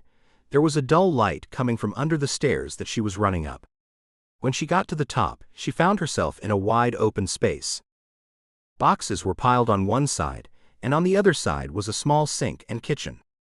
At the end of the space were chairs and tables. It looked like a conference or a meeting area. Trust moved cautiously through the warehouse, searching for anything that might reveal the men's identities, a safe, documents, anything. A folder on one of the tables caught her eye. She lifted it, clicking on the low beam of her headlamp. Names filled the pages. Victims? Or accomplices? Either way, it was exactly what she needed. She quickly snapped photos with her phone. Muffled voices reached her ears. She killed her light instantly, heart pounding as she scanned for cover. The warehouse offered little, just some stacked boxes against the wall. She'd have to make it work. The voices grew closer. Suddenly, 6 overhead lights blazed to life, flooding the space. Chair legs scraped against concrete as 2 men settled in at a table, unknowingly mere feet from where she crouched. "I don't like it at all," one man growled. "Me neither. You think someone's onto us? Someone trying to get payback?" "Hard to say. I doubt it." Trust held her breath, straining to identify if these were the same men from outside. Her muscles tensed with each word. "Anyone heard from Castle?" "No. Orders still stand, kill her on sight." Never should have gone along with his crazy plan to kill her. "How do we know we'll even see that 200K? Should have demanded money up front." "You were there too. Could have spoken up. Besides, he's dead now, no reason to go through with it. Why kill her if we're not getting paid, right?" "Makes sense." Trust's blood ran cold. Ryan had planned her murder. But who else had he marked for death? "Trust, what's going on?" Kent's voice crackled in her earpiece. "Shish. I'm okay," she breathed, barely a whisper. "Wasting those jewels to frame someone, that's madness. But who screwed us over, the kid or Castle?" "The kid, Lee, the delivery boy." Trust's mind raced. Whatever he was mixed up in, it wasn't small time. She forced herself to take slower breaths, fighting back the terrifying thought of what would happen if they discovered her. "Let's lock up," one man said. "Not our problem anymore. But from now on, no kills without cash up front." "Yeah. We were never seeing that money anyway." Even the boss didn't trust him. You should have seen his face when he heard Castle told that woman about the safe. That wasn't part of the plan. "I know. Ready." The lights died. Silence fell. Trust remained frozen behind the boxes, heart thundering in her ears. Minutes crawled by like hours before Kent's voice came through her earpiece. "Trust. Is it safe?" "Yeah, they just drove off. Get out of there before anyone else shows." "Where are you?" "I'll bring the car to where I dropped you." "Coming." Trust scrambled over the fence and sprinted to Kent's waiting car. He gunned it the moment her door closed. As she yanked off her gear, she briefed him on what she'd overheard. "I think he was planning to kill me, then plant that jewelry in my apartment. Make it look like I did the robbery. Why not do it himself? Evidence, maybe. He might have been planning to frame them too." Kent's voice hardened. "So he wasn't just going to kill you, he was going to destroy everything you've built. Your fresh start." "Yes, my new reputation." Trust clenched her fists. "The worst part is not knowing if he's alive or dead. They talked like he was gone, but Jack won't believe it without a body. And if they fed him to the sharks..." She trailed off. Kent shot her a sideways glance. "Let me get this straight. You're more upset about him trying to ruin your reputation than trying to kill you." "I think Ryan outsmarted himself," Trust said, dodging the question. "All his lies and double-crossing caught up with him. They heard him asking me about the safe." "Wait, how could they hear that?" "Like you said, someone could have hacked my surveillance. Ryan told his people one story about visiting me, then told me something else." "That sounds about right." Trust held her head. "I don't know. I just don't know. I'm sure that's what the men said. Seems he was going off script, and they didn't like it." "Do you have any theories?" "Not really. What did you see when you were in there?" "I nearly forgot. I found a list of names, and I took a photo of it." "Send it to me." She pulled her phone out of her pocket and forwarded the photo. "How do you know these men were talking about you?" "It's obvious. Who else would they be talking about? They said the name Castle, and then they said Castle was asking a woman about a safe. That's got to be me." Slowly, he nodded. "If Ryan's not dead, where would he be?" "Hiding out somewhere. He might have been the one who killed the delivery boy." "Why would you say that?" Someone had to do it. Maybe he hired Lee, the delivery boy, to kill me, but Lee chickened out. That's why he was acting so weirdly and hurried away. I'll take a look at those names when I get home and see who they are. Thanks. Trust yawned. I can't wait to sleep tonight. I thought your adrenaline from tonight would keep you awake for days. I haven't been sleeping, otherwise you might be right. Trust dragged herself back to her apartment 90 minutes later, still in her black attire with her hair pulled back. No headgear, that was safely stashed in Kent's car. Frank, the doorman, gave his usual nod and studied the floor as she passed. They're in spoken agreement. In the elevator, she caught her reflection and froze. Dark clothes hugging her frame, smudges on her face, she looked exactly like the jewel thief she was trying not to be. She frantically wiped at her face, but then the door slid open. And there stood Jack Fletcher. Her breath stuck in her throat as their eyes met. His gaze traveled slowly from her face down to her boots and back again, his eyebrows drawing together in what could have been suspicion, confusion, or both. Trust's mind raced for an explanation, but every possible excuse died before it reached her lips. How could she possibly explain looking like a cat burglar at this hour? Chapter 10. Jack Fletcher looked her up and down once again. What happened to you? I was out jogging, and she pulled her hair out of her ponytail. Then I fell. There was a low-lying branch that I didn't see. She took a step toward her apartment. You shouldn't be in the park after dark. She relaxed a little. He seemed to believe her. But he'd be trained in detecting lies, so she was certain he was doubtful at best. I don't usually, but I was feeling a bit stressed about everything that's happened. She pulled the keys from her pocket, and together they walked to her door. Well, I have some more news for you that might make you even more stressed. She held her throat. You found Ryan's body. Let's get inside. I think you should be sitting down to hear this. Trust moved past him and pushed the key in the lock. If Ryan was dead, she'd be safe. Trust bolted the door behind them and then sat on the couch. Jack wasted no time in sitting next to her. We found Ryan in an alley not far from here. He was riddled with bullets. He was shot. That's awful. She looked down, shaking her head. He's still alive. Her head jerked upward. He's alive?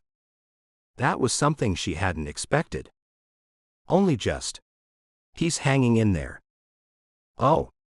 She looked down once more, at the red and blue patterns in the Persian carpet that covered the floor in the living area. He's in the hospital. Intensive care, fighting for his life. I hope he's well guarded. He's escaped from police custody so many times before. And that other time he was in a hospital, he got out. I know. We do have someone on watch. Good. So that means he wasn't dead. She stared into Jack's face. I realized that.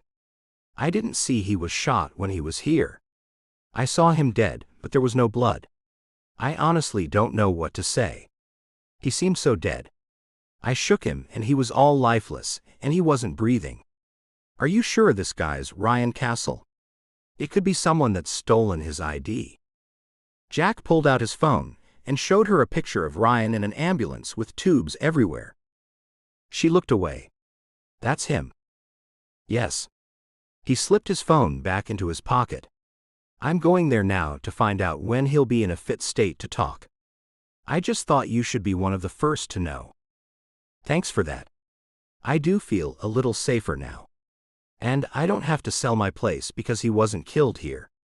She regretted saying that last bit because she sounded too cold, like a person who had no compassion. I do feel bad for him, even though he's tried to kill me. I don't wish harm on anyone. That man's put you through hell and back. I know. If he makes it through this, he'll be in jail for a very long time if I've got anything to do with it. I hope so. I won't be able to live normally if he goes free. I'll do everything I can to make sure that doesn't happen. She was still looking down, but she felt him watching her. He made her feel safe and protected. She badly wanted to be held in his arms. Thank you, Jack. He smiled. I should go.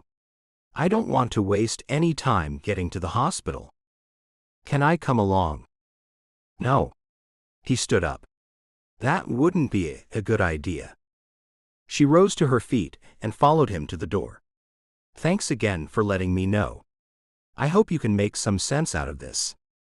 When he walked through the doorway, he turned to face her. Try and get some rest. You look like you need it, and I wouldn't advise any more nighttime running. I won't do it again. He walked away from her, and she waited until he got in the elevator before she closed the door and locked it. She sank to the floor. How was Ryan Castle still alive? Serenity could have been right. For some reason Ryan might have wanted her to think he was dead, but why? Did he want people to think she was crazy? She needed the opinion of someone with a crooked and devious mind. She closed herself in her bedroom, sat on the bed and called Marty. After bringing Marty up to date on everything, he said, I could go to the hospital and disconnect a few things, like his life support. She stopped a moment to think whether he was serious or not. Well? Marty asked. Just say the word. No. Don't even think about it. That would be murder, and he's not worth ruining your life over. He's tried to kill you several times. Next time, the odds won't be in your favor. Remind me how many times he's set out to kill you? They'll transfer him to the prison as soon as he's well enough. He was in custody last time he escaped. Jack said he's going to do everything he can to get him behind bars. Yeah, and he'll get out like he always does, or he'll just get a good lawyer and escape charges. He's like a cat with 9 lives. If he keeps trying to kill you, odds are he'll end up being successful. Don't say that. I'm going to go to the hospital as soon as Ryan's capable of talking. I'll confront him myself and get to the bottom of things. Kent told me those men were talking about him paying them to kill you. I know, but Ryan won't be able to kill me or try to get anyone else to do it if he's barely alive, and this might be my only chance to find out a few things. What now? You said Jack had just left to go there. Not now, obviously. Or whenever he's strong enough to talk. Maybe he won't make it. I've got a feeling he'll pull through. He always does. I can drive you when you're ready to go. Trust sighed. No. I'll go alone. I might need you to do something else later, though. As always, I'll be here. Chapter 11. Ryan Castle opened his eyes. He could hear sounds, but everything was a blur. His heavy eyelids closed. It was too painful to keep them open. He was alive, he knew that much. As awareness slowly returned, he forced his eyes open. What he saw was a blur of IV tubes. When he moved his head to get a better look, he felt the tubes in his veins and the breathing apparatus in his nose. The last thing he remembered was having an argument with that annoying delivery boy. Then, out of nowhere, the boy was gunned down before his eyes. When he looked around, he saw no one. Then everything had faded, as his head pounded from the drugs he'd taken to scare Trust Zeigler into thinking he was dead. Ryan Castle, can you hear me? The man in the suit asked. Ryan tried to keep his eyes open. Then the realization kicked in, that if he was in the hospital, he was still alive. And if he was still alive, someone hadn't done their job properly. They'd fix that as soon as they could. He wasn't safe here. Ryan Castle, can you hear me? I need to ask you some questions. Ryan barely had the strength to move. If someone was asking him some questions, they weren't there to kill him. He tried to open his eyes again, but only one eyelid worked. Can you hear me? Who did this to you? In his weakened state, Ryan seized his opportunity. He willed his mouth to open, and summoning all his strength, he spoke. Trust ZZ. There was silence for a moment. Take your time. I'm listening. What did you say? Ryan heard his own voice say her name. Then he saw that the man hovering over him was an FBI agent, the one that was close with Trust. Everything went black, and Ryan tried to focus. The last thing he remembered was hearing the gunshots, and then hitting the pavement. Then nothing. Who did this to you? The man persisted. Ryan opened his eyes again, and with all his strength he said, "Trust Zeigler." "Trust Zeigler," the agent repeated. He knew the FBI agent didn't believe him. It wasn't anything he said, and Ryan could barely see his face. It was a feeling, a hunch. "Are you saying Trust Zeigler shot you?" "Yes." "You were found in the vicinity of a young man who delivered food for his family's Chinese restaurant. Do you know anything about his death?" "His name was Li Chung." "No." "Where were you when Trust shot you?" Ryan didn't answer. There was a pause until the agent spoke again. "Were the two of you having an argument?" He didn't know how best to answer that.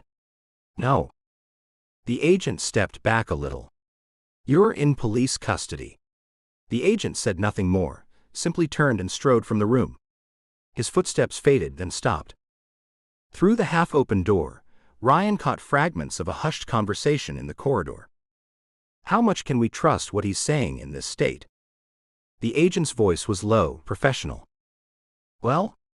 A pause from what had to be his doctor. "It's quite possible he's telling the truth. The unconscious mind sometimes." "But he could be lying?" The agent cut in. "In this state." Papers rustled.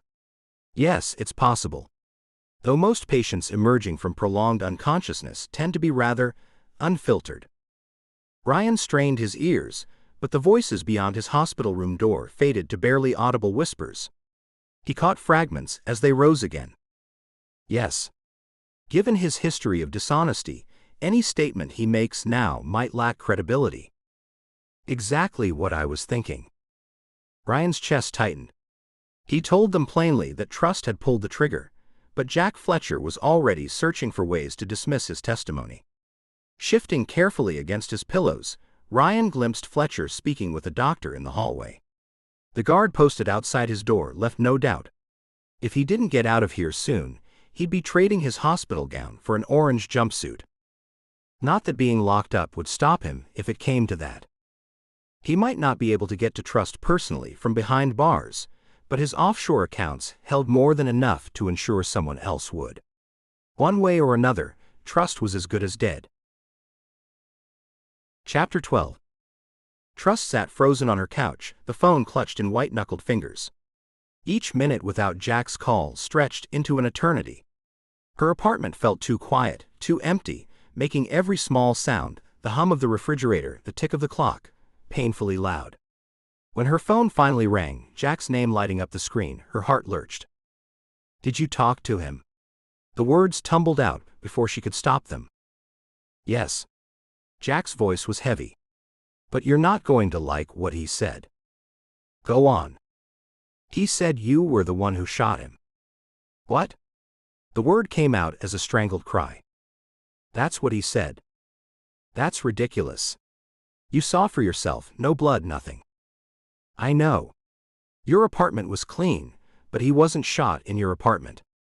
Trust's stomach nodded at Jack's neutral tone. No reassurance. No dismissal of Ryan's claims.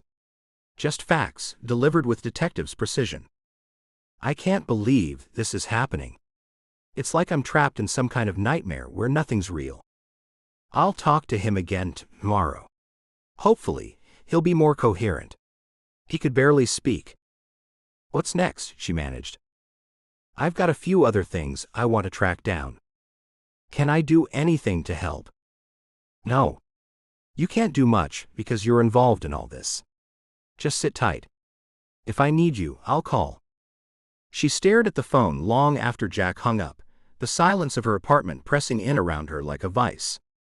The accusation burned in Trust's mind. Ryan's lies about the shooting could land her in prison. She almost laughed at her own surprise. This was the same man who'd tried to have her killed. Of course he'd lie. She couldn't just sit here, paralyzed by fear and anger. She needed answers, and Ryan's weakened state made this the perfect moment to extract them. She had to know about the shadow players behind all this, and why jewelry from the heist had mysteriously appeared in her apartment. The plan crystallized as she grabbed her backup phone.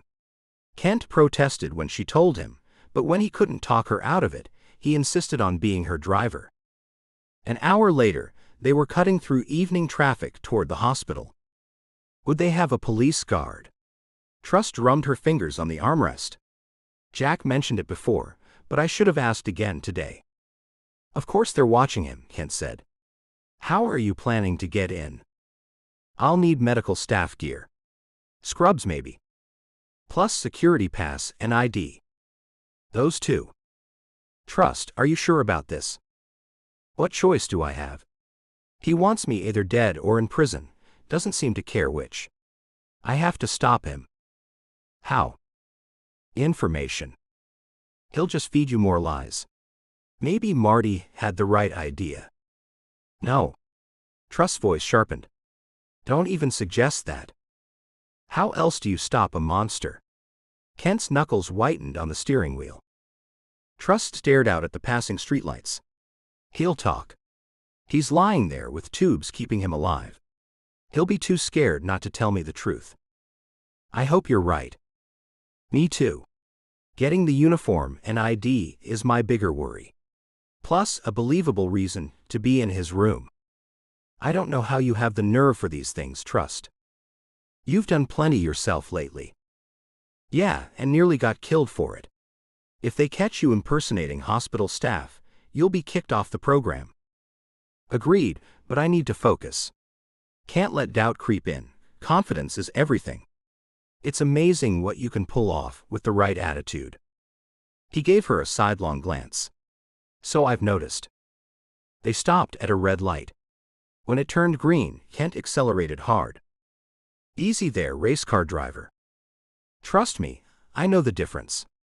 My car would have left this thing in the dust. Next time we'll get something with actual power. This is perfect. It's about blending in. Kent laughed, then sobered. Before I forget those names you gave me. Still can't find any connections, but I'm working on it. Names? Trust frowned. Oh, from the other night. Yes. The ones you found in the warehouse. You sent me the photo of it. Ah, yes. Sorry, I've had so much on my mind I forgot about it. Keep working on it. That's what I said I'd do. Are you sure you're up to this today? Yes. I'm fine. I might need you to put the fire alarm on or something if I get into trouble. It's not as easy as that. I would need to do a few days' research on the hospital systems. We don't have a few days. I know that. I'll figure out something. Just try not to get into any trouble. That's secret number 3. He glanced over at her. Is it? That's my favorite then. Try not to get into trouble. Yes. Other than that, what's your plan look like? He pulled into the hospital parking lot. I'll see if I can find a utility room, or somewhere that might have a uniform. Good luck with that. The cafeteria. Are you hungry? Trust made a face at him, but Kent didn't notice. He was too busy parking the car. No, it's not about food. I'm going to find an off-duty nurse and hope she puts her jacket down somewhere. I see. I'm kind of hungry. When are you ever not? He reached over the back seat and got a small bag. What's that? Compliments of Marty. He thought you'd need this soon. Trust took the bag and inside found a black shoulder-length wig and a pair of blue-framed glasses. Not quite my style. She looked around and seeing no one, pulled on the wig and smoothed down its hair. It looks natural, he said. Now try the glasses. Once she put them on, she flipped the car's sun visor and looked in the mirror. Oh, I do look different. I look like a whole different person. You sure do. Wish me luck. Good luck. Break a leg, he said. That's bad luck. It's not. That's what they say to performers. Trust shook her head. I'm not a performer. You are, kind of. He handed her an earpiece. I'll stay in the car, unless I'm needed. Okay. I'll be as quick as I can. Chapter 13. Trust sat down at a table between two sets of hospital workers in blue uniforms. She noticed they all had their tags on. One of them had no tag, but she did have a large bag, and Trust figured she'd changed out of her uniform clothes and had them in her bag. A moment later, the woman mentioned going to the restroom, and she took her bag with her. Trust followed soon after. When she walked into the restroom, she saw that there were 8 doors. Only one was closed. She looked under, and saw the woman had placed her bag on the floor. Could she grab it and get away quick enough? Trust leaned down, grabbed the bag, and then made a dash for the door. As soon as she was out, she heard the woman screaming. She fished in the bag, undid the security badge, and slid it inside her jeans pocket. Then she went back into the room holding the bag, just as the woman ran out. I got it from her. Trust gave her the bag, and the woman sighed with relief. She ran off. I couldn't stop her, sorry. At least you got my bag. Thank you. She tried the same thing on me last week, Trust said. The woman held her chest and let out a big sigh. Thank you so much. I never got mine back. It had my engagement ring in it too. I'm so sorry. I'm so glad you were here. Thanks again. I'm Janie, what's your name? I haven't seen you around. Beatrice. Trust smiled and headed into the toilets while the woman walked away. Now that Trust had a badge, all she had to do was get hold of a uniform. That shouldn't be too much of a problem. Trust walked into a ward and soon discovered it was a children's ward. She walked past an office with a window in the door and looked inside. No one was there, and hanging over the chair was a blue coat like the kind worn by doctors. Trust slipped inside, put it on, and walked out. When she got out, she pinned on the stolen badge. He's been moved to floor 3, ward 3 and room 4, came the voice through her earpiece. Thanks. Heading there now. I look the part, I must say, and the glasses make me look more intelligent. Just don't be complacent. Don't forget rule 2, Trust told him, and stopped talking. She got into the elevator and pressed 3. As soon as she got out of the elevator, she followed the signs to the lower numbered rooms. On the way, she saw a machine on a cart outside a room. It looked like it might have been an X-ray or an ultrasound machine. She got behind it and wheeled it to room 4. An officer sat on the chair outside. Ultrasound for Ryan Castle. Do I have to sign something? She asked. Excuse me, he looked up at her. She sighed, trying to look overworked and slightly stressed. I'm scheduled to do an ultrasound for Ryan Castle. This is his room. He smiled and got to his feet, grabbing the paperwork beside him. You've got the right room. Good. But they said nothing about an ultrasound. She smiled. That's nothing new. You'll find that a lot of us will be coming over the next few days with a range of tests. You're welcome to come and watch if you like. The officer grimaced. No need. I'll just write down your badge number. He chuckled. I mean your ID number. She held it out for him to get a better look. Thank you. I shouldn't be long. She walked in to see Ryan Castle lying on the bed, weak and helpless. After all he'd put her through over the years, it was a satisfying sight. She took hold of his shoulders and shook him slightly. Slowly, he opened his eyes. He looked at her through the slits that his eyelids made. Trust. That's right. Why are you trying to have me killed? Bathroom, he managed to say in a slow and breathless manner. Then his hand raised, and his finger pointed to the bathroom. I'll have a nurse take you in a moment. Firstly, you'll need to tell me some things. Why are you double-crossing the shadows? Who's in it with you? And why did you tell Jack I shot you? I didn't. Also, there was a surprise package inside my apartment. You can't tell me you didn't know about that. His eyelids closed and then his equipment beeped. He was flat-lining. Trust stared at him in shock. Was he dying? Trust hit the emergency button, not knowing what else to do. The officer opened the door. Quick, go get someone, Trust snapped. He ran off. Then Trust was going to run for it, but when she heard people coming, she hid behind the door instead. A flurry of nurses and doctors ran in. They moved the nearby crash cart by the bed, grabbed its paddles and stuck them over Ryan's heart. The room was soon full of people. Trust came out from behind the door where she'd been hiding.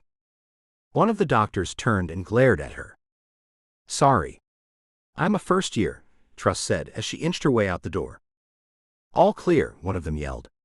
Ryan's body jerked, but the line on the cardiac monitor remained flat. "Again," said the doctor who'd taken charge. And then she saw that the paddles were placed over him once again. Trust saw the officer was gone, so she grabbed the paperwork he'd left on his chair. Then she walked briskly to the door marked Exit. She pulled it open and ran down the stairs. Some of the notes slipped out of her hands, and she gathered them up and kept running. When Trust got home, she had a look at the paperwork, and it wasn't what she thought. It was a roster to do with the staff who would monitor the hospital room. She ripped it up in anger. Then she lit a match in her bathroom wastepaper can and burned all the scraps, careful not to let the flames get high enough to gain the attention of the fire alarms. When she was done, and was busily flushing the ashes down the toilet, her cell phone sounded. She raced to the living room to answer it, wiping her hands on her pants. It was Jack. "There's been a development at the hospital." "Ryan?" "Yes. Someone drugged him. We found poison in his system. He's taken a turn for the worse." "That's awful." Her mind ran through the possibilities. One of the nurses was paid to do it. Any idea who did it? No, but someone was impersonating the officer who was at his door. We found the real officer bound and gagged in the bathroom off from Ryan Castle's hospital room. Trust held her throat. Ryan had been talking about the bathroom and pointing toward it. He would have seen the officer being forced into the bathroom and tied up, and then he himself was poisoned.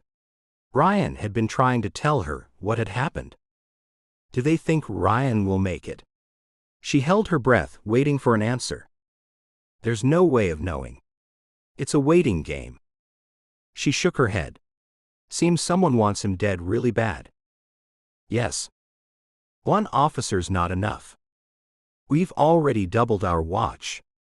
And we have hospital CCTV footage for the last 24 hours, and I'd like you to see it in case you recognize someone. Any reason why I would? You were close with Ryan Castle, and somehow someone's involved you with the heist. That jewelry was found in your apartment. She sighed.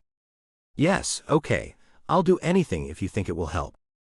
I'll be back in touch once I get my hands on the footage. It's one thing after another with this case. I know.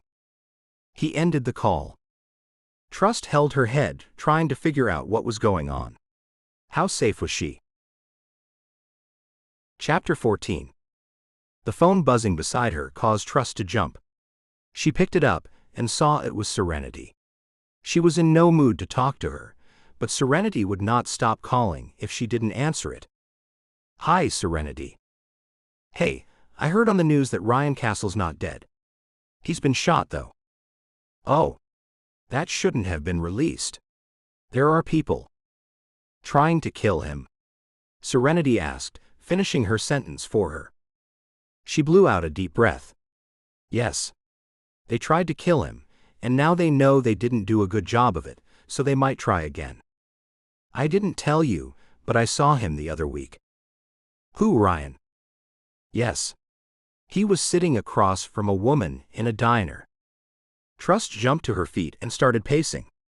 You should have told me or called the police. He tried to kill me. I didn't think he'd come back with the police after him. Are you absolutely sure it was him? Yes. He didn't see me. We got our food to go and left. I can't believe you didn't tell me. All this could have been avoided. He would have gone back to prison. I just didn't want you to be upset. He might have escaped again anyway. Well, now I am upset. Upset with you for not telling me. I needed to know that he was still in the country. My life's in danger with him out there. Trust breathed out heavily and looked out her living room window. Sorry. I didn't think. Who was he with? Some woman. She looked like she had some kind of corporate job. He was in jeans and a sweater, so they kind of looked mismatched because she was in a skirt with a matching jacket. Do you think she might have been his lawyer? Maybe. If I show you a photo, would you know if it was her or not? I think so. Who do you think she is? I have a hunch, and if it's who I think it is, it makes perfect sense that Ryan would want me to tell people he was dead inside my apartment. And plant that jewelry there. What are you talking about? Nothing. Trust bit her lip. She should have had her guard up when she was talking to her sister. She hadn't told her about the jewelry. Plant what? Serenity asked. Did you say jewelry? Forget it. Trust, tell me what's going on. I have to go. I'll call you tomorrow when I've got that photo. One more thing. Did that woman have blonde hair, short, in a blunt cut? Yes. You know her? Serenity asked. I might. Stop by tomorrow, and I'll have a picture to show you. Trust ended the call. The next day, Trust set about finding a photo of Monica Blaze to show her sister. She looked on the internet, but there was nothing. Finally, after she'd eaten breakfast, her phone sounded. It was Jack. Trust, we have a problem. What now? Two people got into the hospital, one impersonating an officer, another a nurse. She was there when he took a turn for the worse. So is he. He made it through the night, but he's now unconscious. They're running tests. Like for poison. Exactly. The nurse used a stolen ID.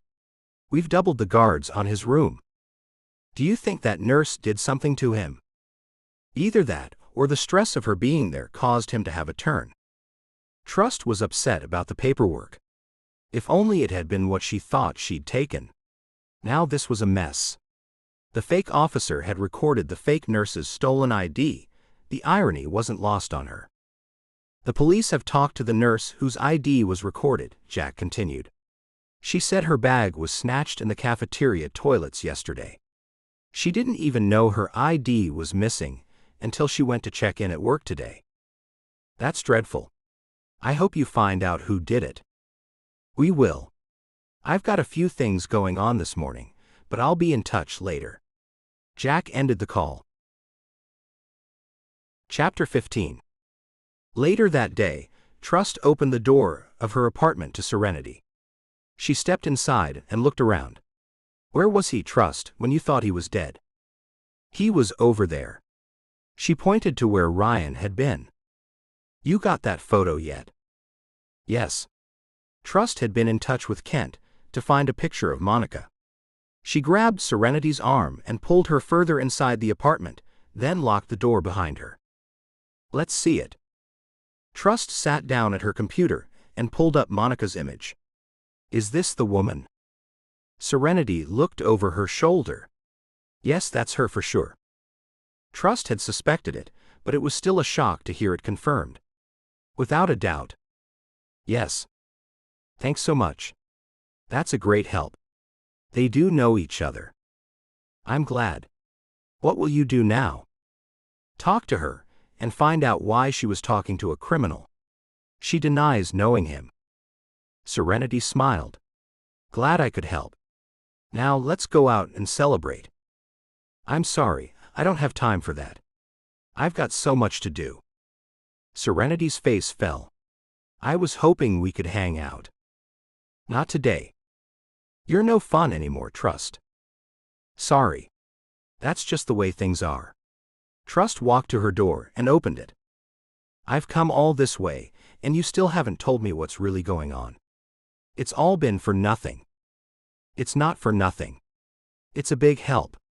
I'll call you when this thing is all over, and then we can celebrate. I'd like that. Serenity hugged her, and then walked out the door. I'll keep you to your word, Serenity yelled out as she walked to the elevator. Keep the noise down, the old lady from across the way called out from inside her apartment. Trust closed the door. Where had that old lady been when everything was unfolding the other night? She hadn't commented about that. Maybe she had slept through the whole thing. Trust leaned against the door once she'd locked it. If Ryan was in no fit state to talk, maybe she could get information from Monica. What business did Monica have with Ryan, a common criminal? Trust waited in the car parking lot, hoping to catch Monica as she left work. When the elevator doors opened, she saw Monica with Jack.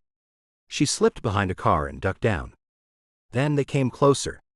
She couldn't hear what was being said, but Monica sure had a smile on her face. Monica continued walking with Jack to his car. For a moment, Trust wondered if they were going somewhere together. Suddenly, the lights on the SUV Trust was hiding behind flashed. Someone had just unlocked it.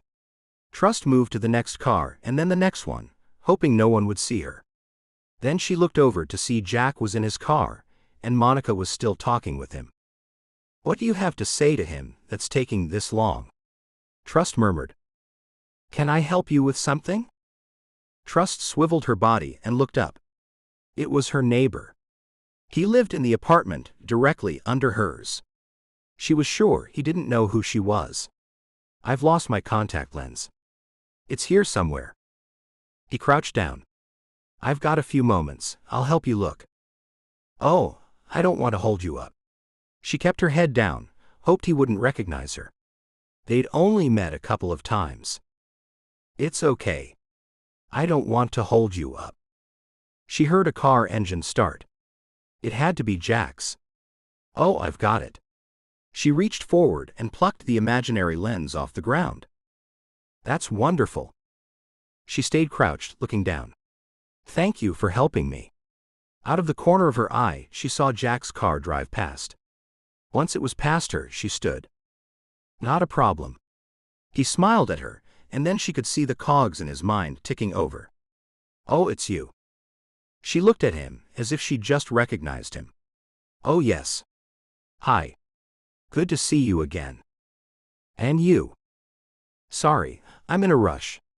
She gave him a smile, turned and walked away from him, with the imaginary contact lens in her hand. She rushed toward Monica. "Hey." Monica spun around and saw her. "What are you doing here?" Before Trust answered, she noticed her neighbor getting into a car, and then Trust wondered if he worked for the FBI. She focused back on Monica. "I was just talking to someone. It seems you know Ryan Castle." "Why would I know your boyfriend?" Monica folded her arms. "Someone said you knew him and have known him for years." "No. They're wrong. I don't know him at all." "I think you do, and I think you've cooked up some things between yourselves." Monica stepped up close to her, until she was an inch away from her face. "Don't you dare accuse me of wrongdoing. I'm a federal agent. If you cast doubt about my character, you're putting my career in jeopardy, and I won't stand for it." She huffed. "I will not." Trust shrugged her shoulders. "This can't be the first time that's happened." "What do you mean?" "You have a problem with me, don't you? You don't belong here. You're a criminal. You belong behind bars. I've never kept my thoughts about that a secret, and I make no apologies for them. If people can't abide by the law, they shouldn't be living alongside decent law-abiding citizens. If you don't tell me when the last time was that you saw Ryan Castle, I'll have to ask him." Monica's lips turned upward in an evil smile. "So you mean you were wrong about him being dead? He's very much alive, and you know that. According to you, he was dead." "Another lie. It won't take long before you're back in jail where you belong, with all the other liars." "I've heard some information about you, Monica. I'm sure you wouldn't like it if that got out." "There's nothing. You can't threaten me, because there's nothing to threaten me about." Trust smiled. "If you say so." "Have you noticed that everyone around you dies?" Monica asked. "Like who?" Trust asked. The woman was trying to get under her skin, and as much as Trust tried, it was hard not to show it was working. "The Chinese youth that used to deliver your nightly meals." Monica laughed. It's not nice to laugh about someone dying, especially someone that should have had all his life ahead of him. Trust couldn't stand to be near Monica. Now she regretted talking to her at all. I have an eyewitness that saw you and Castle together. Rubbish. I just find it funny because soon you'll be eating some very different food when you're incarcerated again. It'll be many long years until you have Chinese cuisine again. I'm sure the inmates will be happy to see you back with them. They must be good friends of yours. What do they say? Birds of a feather. Exactly, birds of a feather. That's why it makes sense that you know Ryan Castle. Give it up, Zeigler. You'll never discredit me by your wild claims. No one will listen to your rubbish. You'll just make yourself look stupid. Even more stupid than you are. I know you're still stealing, and I'm not going to rest until I prove it. Trust opened the door of the fire stairs and slipped away from Monica Blaze and her annoying chatter. Monica opened the door and shouted after her, "I'll tell Jack you were here threatening me. Waiting for me in the dark, like the common criminal that you are." Trust kept walking up the stairs and didn't make a comment. Now she had to find some excuse for being there. Right now, she couldn't think of anything that sounded reasonable. There was only one thing that could end all this mess. She had to contact the Shadows and let them know she had nothing to do with that stolen jewelry found in her apartment. Maybe Ryan had double-crossed them too, not the other way around as she'd first thought. She wasn't going to wait around, frightened that they wanted something from her. If they shot Ryan, they were on the same side. They had to know she wasn't their enemy. There were two options. She could go back to the warehouse and confront them, or she could go through Merrick Vale. Neither were excellent options. The safer of the two was to go directly to the warehouse. And she had to do it alone. That night when she was getting ready, she got a call from Jack. She answered the call, trying to sound calm and relaxed. "Hi, Jack." "Hello. I just now got a strange call from Monica." "Well, she is a strange person, so that's no surprise. She said you confronted her in the car lot." Trust closed her eyes, thinking of a reasonable excuse for the interaction. "It's true. I was trying to talk with her alone, but it turned into something unpleasant." "What did you want to talk with her about?" "I heard from someone that they saw her with Ryan Castle. They were sitting together, having a meal. I already told you that a different person told me that they knew each other. I told you I'm looking into that, but why didn't you come to me if you have a witness?" "Because I can't tell you who saw them." "I'm sorry." "Are you sure about this?" Jack asked. "I'm positive." There was silence at the other end of the phone. "Leave it with me." "Thanks. Have you heard anything about Ryan?" "He's improved, and I'm going back to the hospital to see him in an hour or so. No more fake nurses or police. Not that I know of. I just thought I should call you and alert you to what Monica said." "Thanks for that. Bye, Trust." "Bye." She ended the call and hoped he wouldn't stop by after he talked to Ryan, because she wouldn't be there and she'd have to explain where she'd been. Trust continued to get ready and changed into black clothes, second-guessing herself as to whether she was doing the right thing. What if they killed her?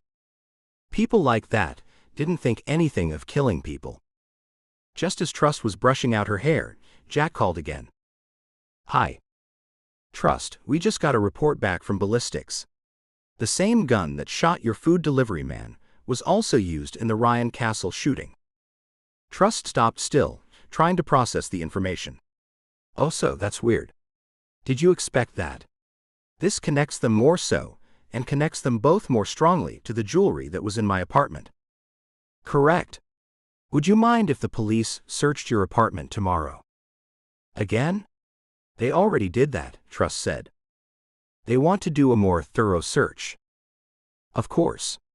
I've got nothing to hide." "Good. I told them you wouldn't object. They'll be there mid-morning tomorrow." "Fine." She knew she wasn't under suspicion, or they wouldn't have warned her of a search. They would have got a warrant, and there was no mention of that. As soon as she put the phone down after speaking with Jack, her phone sounded again. She looked down and saw it was Merrick Vale. He never called her. He always went through Kent via email. Yes? It's Merrick. What's wrong? Everything. I need to see you right now. Okay. It's not a good idea for you to come here, though. I'll meet you at the cafe, on the corner 2 blocks east of my workshop in exactly 1 hour. And don't tell anyone you're meeting me. I'll be there. She pressed end, wondering whether it was a trap. She'd have to tell Kent where she was going in case something went wrong. She changed phones and called Kent. Merrick Vale called me. He seemed panicked and he wanted to meet me. He said not to tell anyone, but I had to. Of course you did. Want me to come? Yes. I don't know what he wants. I might need you. I'm leaving now. Trust quickly changed clothes, back into what she'd been wearing earlier. She rolled her blacks into a compact bundle, tucked them into a backpack, and paced up and down wondering what Vale wanted. Merrick Vale and Trust bought their coffee, and then took their seats at the small coffee shop. What's going on? Trust asked. He ripped open a packet of sugar, and pulled it into his cup. As he stirred it, he looked up at her. The FBI had me verify the authenticity of some jewelry. Yes, I know. That's where I need your help. What do you mean? He put the spoon down and had a sip. What do you need my help with?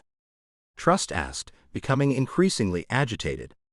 Last time he needed her help, she and Kent were shot at, then accidentally killed someone, and then Kent nearly drowned. I lied, he blurted out. About what? His dark eyes bore through hers. The jewelry, Trust.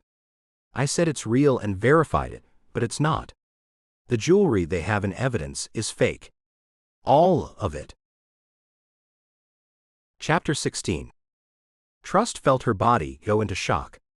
All that time she had spent watching him testing and examining the jewelry, he had known the whole time that he was looking at fakes. The jewelry you valued and told the FBI was real wasn't real, she asked. It's as fake as your lips, he replied. She put her fingertips on her lips. My lips are real. She lowered her hand, her mind racing. I can't believe you. If you're found out, you'll be ruined, and you'll go to jail for tampering with a case or evidence or some such charge. It's a serious thing. Don't you think I know that, he hissed. That's why I need your help. What? I can't do anything, Trust protested. You can get the real goods. I know where they are. Trust looked around, hoping no one could hear them, and then leaned closer and whispered, so these were replicas of the real thing? Yes, and I know where he's keeping the goods. Trust held her head, trying to process this information. What's your idea? They might never find out that the jewelry I looked at is fake, but I can't risk it. I need you to get your hands on the real deal and swap them over. What? Trust couldn't believe what she was hearing. You have to. It's not that hard.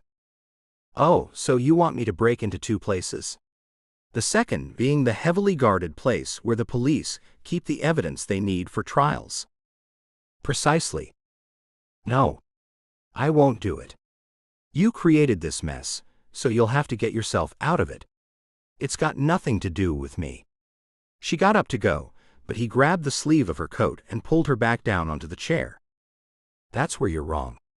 Trust sat down with a thud, her heart pounding. The authorities think they know everything about you, but I'm betting they don't know the half of it. I remember a gawky, skinny girl come into my showroom with a very expensive ring. You tried to sell it to me. Trust felt her stomach tighten. Well, you were a pawnbroker back then. I'm sure a lot of people. We both know how much I know about you. I get it. You're blackmailing me again? Is this what you've become? He hung his head. Trust, you're my only hope. He looked up at her. I'm a desperate man. If you don't help me, I'll be ruined. I'll go to jail, my business will be closed, and I'll lose my wife and family. They all think I run a legitimate operation.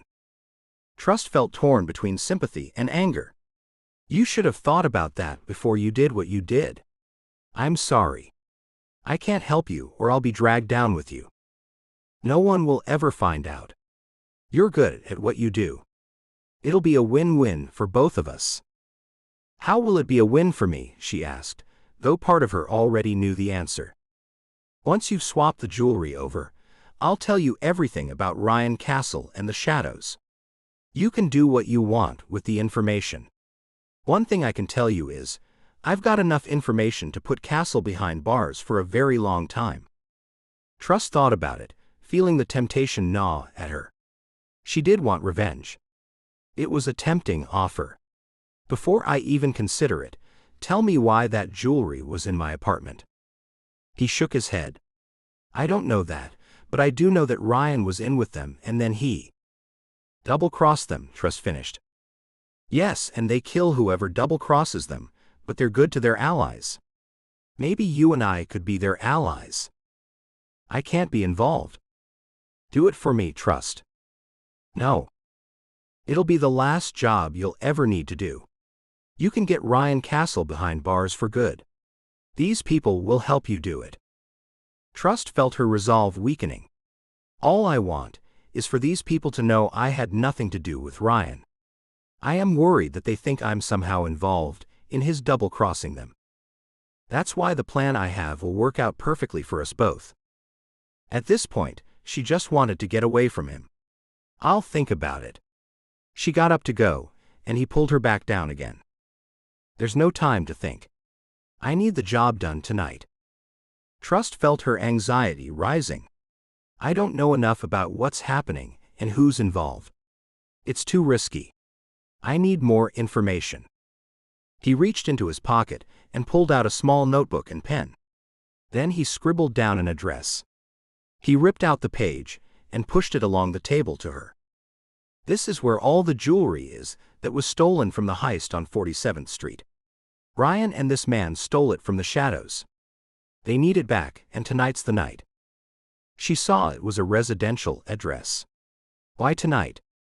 The place will be empty." "With all that jewelry?" Trust couldn't hide her skepticism. "Correct.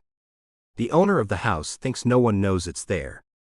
In his mind, it's safe." "Who is he?" "Does it matter?" Vale asked. "It might. Don't worry about it. The safe is in the room at the northeast corner of the house." "What's their security like?" Trust asked, already thinking through the logistics despite herself. "I have no idea." She sighed. "It's far too risky. I can tell you this much. The owners of the home are opera lovers, and they have tickets tonight at the opening of La Traviata." "Oh, that's one of my favorites," Trust said genuinely. Vale drawled sarcastically, "Shall I see if they have a spare ticket?" Trust frowned at him. "Don't tell me you really like that kind of stuff." "I do. Some operas, not all of them," she defended herself. "Anyway, that aside, I'm guessing this has to be one of the Shadows members. Right?" "Possibly." Trust considered this. He's taking a big risk keeping stolen goods at his private residence. No one's got any idea who he is, and he thinks the Shadows don't know he's gone rogue with Ryan Castle, and I'm not about to open my mouth. So, Ryan has double-crossed the Shadows, and he's in it with this guy." "That's right." "So what's his name?" Trust asked. "I can't give you that right now." Vale shook his head. "Then tell me why you allowed the police to think all the jewelry was real." He huffed. "If I hadn't, they would have killed me." She looked down at the address. Forest Hill Gardens was an expensive neighborhood, not that far from the city. "I don't know. Why don't they go in and shoot up the place, kill everyone, and take the jewelry with them?" "Do you hear what you just said? They don't know it's there." "Oh." He grunted. "If I go down, you go down. If you do this, you can rest assured that Castle will go away for a very long time. There's zero risk for you and everything to gain." Trust felt herself wavering. Her life would be perfect if Ryan Castle was out of it for good. It was starting to sound tempting. What kind of a safe do they have?" Chapter 17. Trust quickly changed her plans. When she got back into the car and told Kent what was happening, she could tell by his expression that he wasn't happy about it. Kent studied her face carefully. "I can't believe he valued that jewelry as real." "I can't believe I agreed to doing this job," Trust replied. "Are you sure you should be doing this?" Kent asked. "I really have no other choice," Trust replied, feeling the weight of her decision. "I have to get Ryan out of my life, and then I'll be free." "How do you know Vale isn't using you?" "He's done it before." Trust considered this. "Of course he is, but I don't have a choice. It's one last thing, and Castle will be in jail." "Two last things. You'll have to switch the jewelry in custody as well. What if you do the jobs, and then he doesn't keep up his end of the bargain?" "I've thought about that too," Trust said grimly. "He'll regret it." "Are you going to?" "Can't stop second-guessing me," Trust cut him off, asserting her authority. "You work for me, and not the other way around." He laughed. "Sorry, boss." Trust felt her tension ease slightly. "It's a tough one. I'm not so worried about breaking into this house. I'm concerned about switching the jewelry with the fakes. That's going to be the difficult part, but one thing at a time." "Yeah. I've got no idea how you're going to pull that one off." "Well, you better start thinking about it, because I'm going to need some ideas. Find out who resides at the address we're going to." Kent pulled out his laptop and tapped away at some keys.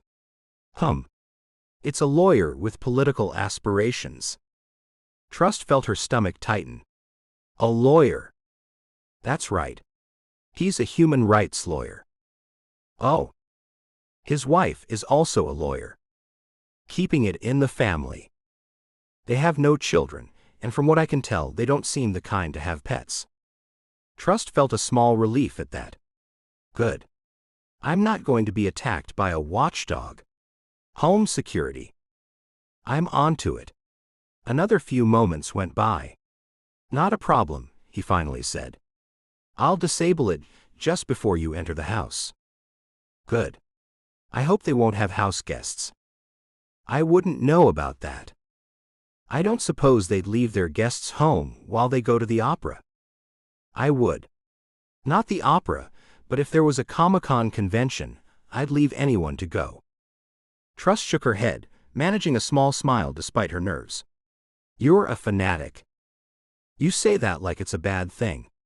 Kent chuckled. "Let's just concentrate on this job," Trust said, sobering. "It seems easy, but sometimes when you think a job's going to be a cakewalk, something goes wrong. So Rule 4, don't be complacent." She looked over at him. "Yes." They drove to Forest Hill Gardens in silence. When Kent parked the car, Trust changed into the black clothes she'd brought with her, her movements quick and practiced. Kent took one hand off the wheel to glance at his wristwatch. "In 10 minutes, they'll be leaving for La Traviata. I'm surprised you remembered the name of it." "I do have some culture." "Glad to hear it. It's 2 streets away. Shall I go closer so we can see them leaving?" "Yes." He parked at the top of their street. 10 minutes later, they saw the gates on the driveway open, and a large black Mercedes sedan moved out onto the street. Both Trust and Kent lowered themselves so they wouldn't be seen. When the car was out of sight, Trust's mind shifted into operation mode. "What's my approach?" "Over the back fence." He pulled out a map and showed her what route she had to take on foot. "Once you leave the car, I'll disable the alarm and you get in and out as fast as you can." "Sure." He drove her down a couple of side streets where she'd have better access to the back area of the house. Trust took her bag of tricks with her and then left the car, her heart beginning to race with familiar anticipation.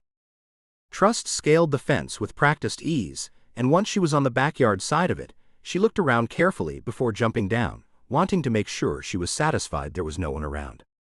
Once she was on the ground, she kept low and hurried to the house. The first thing she noticed was the security monitor at the back door flashing. She hoped Kent had done his job right, but just in case she kept her head down. There were French doors at the back.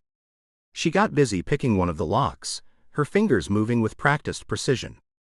A few seconds later, she was in. Now to find the safe. Merrick had said it was in the northeastern corner of the house, so she walked in that direction, her footsteps silent on the floor. In the middle of the hallway, she froze when she heard a noise. She looked around at the tinkling sound, her pulse quickening.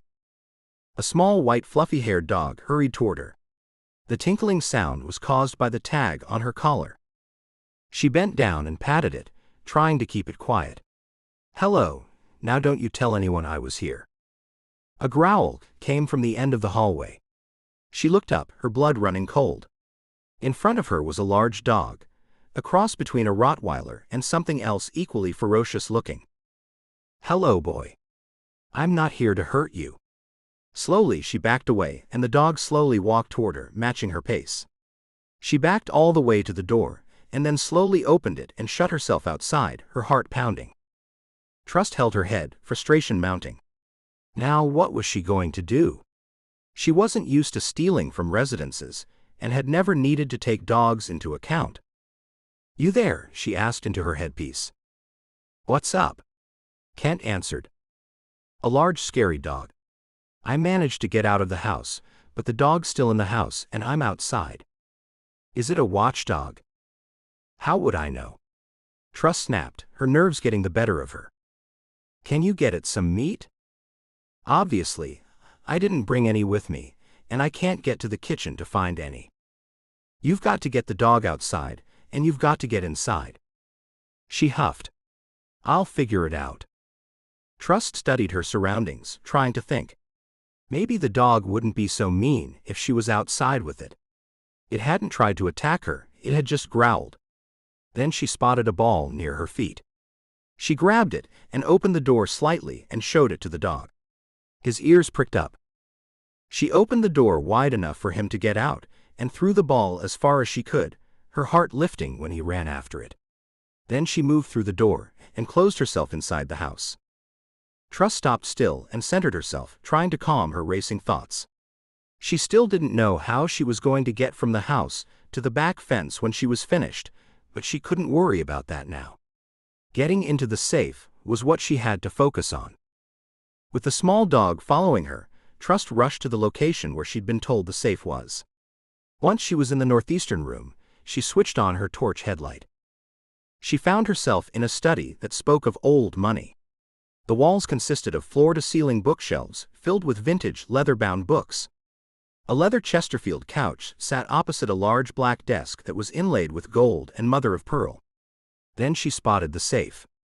It sat between heavy, gold-colored brocade curtains. The safe was nothing special, but at 4 feet high and 3 feet wide, it was unusual to have a safe in plain view. And the curtains either side were certainly a strange decorating statement. Trust took off the bag strapped to her back and pulled out her tools. 10 minutes later, the safe was open. There were 5 shelves filled with box upon box. She pulled them all out and had a quick look in each. They were filled with gold and diamond jewelry. Her heart sank. She'd need a shopping trolley to get all this out of the house, and all she'd brought besides her backpack was a small bag. Then she had an idea. Pillow slips.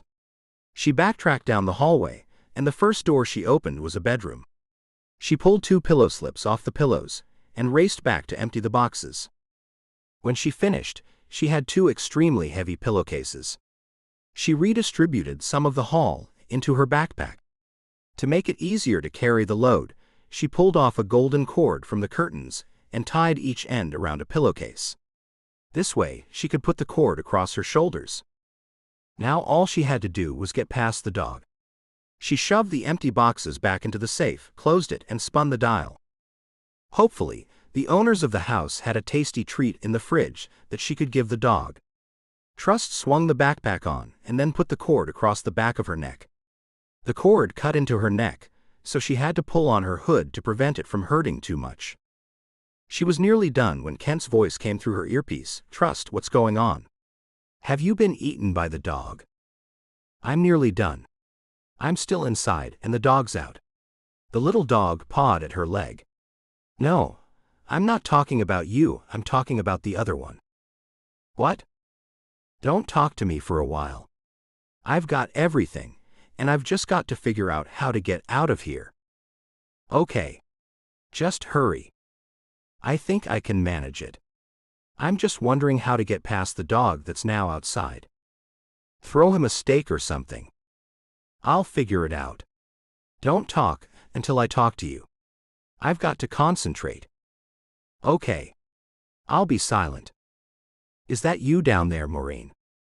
Trust stopped in her tracks, her blood turning to ice.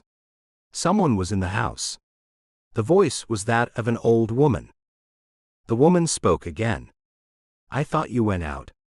Speak up, Maureen, I can't hear you. Trust peeked around the corner and saw an old woman up the top of the stairs. I'm going soon, Trust called out, hoping she sounded like Maureen. Where's Morgan? He said he was going to say goodbye before you left. He'll be there soon.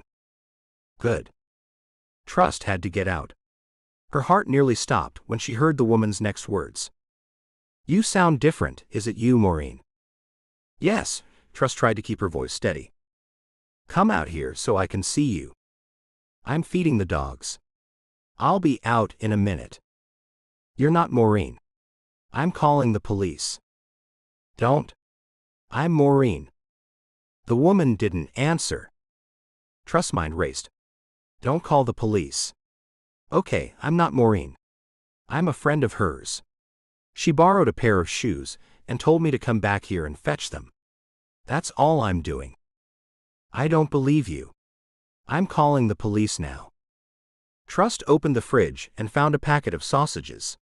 She tossed one to the small dog who was following her, and then took her chances that the big dog outside was going to be more interested in the sausages than interested in her.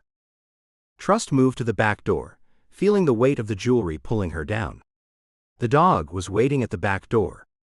She allowed him to smell the sausages and then threw the whole lot. He bounded after them. Before she got to the fence, she glanced over at the dog. He was walking toward her slowly, like a cat stalking something. I'm sorry, I don't have any more for you. Go back and play with your little friend. Kent, I think I'm going to need some help. The old lady in the house said she was calling the police. I can't get up the fence with all this jewelry. It weighs a ton. Where are you? At the back fence. I'm coming. Trust got a foothold in the wooden fence and started up it. Before she got any further, the backyard lit up with floodlights, making her heart leap into her throat. The old ladies turned lights on Kent. Pull on your balaclava. I have. Then she saw Kent at the top of the fence, leaning over. Just another 3 feet, Trust. Easy for you to say, she grunted under the weight of the jewelry. He reached down and grabbed the golden cord and eased the weight off her shoulders, enabling her to move faster. Then they heard sirens. That made Trust move faster. Once Trust was on top of the fence, she threw the backpack down and lowered herself to the ground on the other side. Let's go, Kent said when he jumped down next to her. Together they ran to the car with the pillow slips filled with gold and jewels. They lowered themselves in the car when they saw the 2 police cars arrive at the house. They were far enough away to see the cars in the distance. When the police were in the house, Kent started the car and moved away. You got it all? He asked. I don't know. I got a lot. Everything that was in the safe. Who was in the house? Some old lady. I didn't see her. She was upstairs calling out at me. She thought I was Maureen. Maureen Fitzsimmons is the lady of the house. Wife of Morgan Fitzsimmons. Thanks for your help. I don't know what I'd do without you. Trust's voice was strained with exhaustion. Me either. I sure hope that woman didn't have the foresight to take photos of us. Trust was struggling to speak because she was so tired from carrying the heavy load, but somehow talking made her feel better and was taking her mind off her aching muscles. Once they were at Kent's house, they pulled gloves on and went through all the jewelry. Trust felt overwhelmed by the sheer amount of it. Do you have an inventory? Kent asked. No. I was given one in Jack's office, but I couldn't take it with me. Well, what happens to this now? I don't know. It's all such a mess. I'm supposed to find out what the fake pieces are that the police have got, and then I've got to swap them with the real deal. This is much more than what they've got in custody. We need a list of what was stolen from that store, don't we? We do. She smiled at Kent. Can you get that for me? Of course I can. Good. He got on his computer, and 10 minutes later, he'd hacked into the jewelry store's computer and obtained the list of stolen goods that had been sent to the police. Thank you, Trust said as he handed her the list. Now we just need the list that the police have, of the ones they have in evidence. The goods we need to replace. I can do that too. Once she had that list, Trust began separating the pieces. 2 hours later, Trust was finished, her eyes burning with fatigue. These ones need to be swapped with the fake ones. Kent shook his head. There's so much left over. What are we supposed to do with it all? Trust threw her hands in the air. I don't know. I can't keep them or sell them, and I don't feel like handing them over to Vale after what he's done. Trust sighed heavily. We can worry about all that later. Right now, we've got to figure out how to get this swap done, and how to do it so I won't get caught. She slumped to the floor and put her head between her knees. I wish I'd never agreed to this. Kent sat next to her. I've been thinking about how to do it. We get Marty to do it. He's always played a good policeman.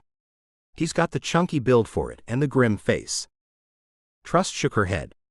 It's too risky. I can't ask him to do it. I'll ask him then. He'd probably enjoy it. I don't know. Trust bit her lip, considering the possibility.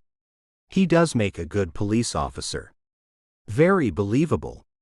They probably wouldn't let just any police officer in to look at the evidence. Only someone who's part of the investigations. So what we have to do is he has to make himself an ID and impersonate someone who was on the investigations team. Oh, I see what you mean. I'm liking it. It would work. I certainly hope so. Do you think he'd do it? Trust asked, feeling a glimmer of hope. Marty would love to do it. Chapter 18. 2 hours later at Marty's house, Trust watched as his eyes widened at their proposal. You want me to do what? Marty hollered. Trust looked over at Kent, anxiety creeping into her chest. Kent jumped in. I thought you'd want to do it. It should be simple enough. I'll get the names of the officers on the case, and you find the one you look most like, and you can create the ID. Marty rubbed the back of his bald head. Trust could see him weighing the risks.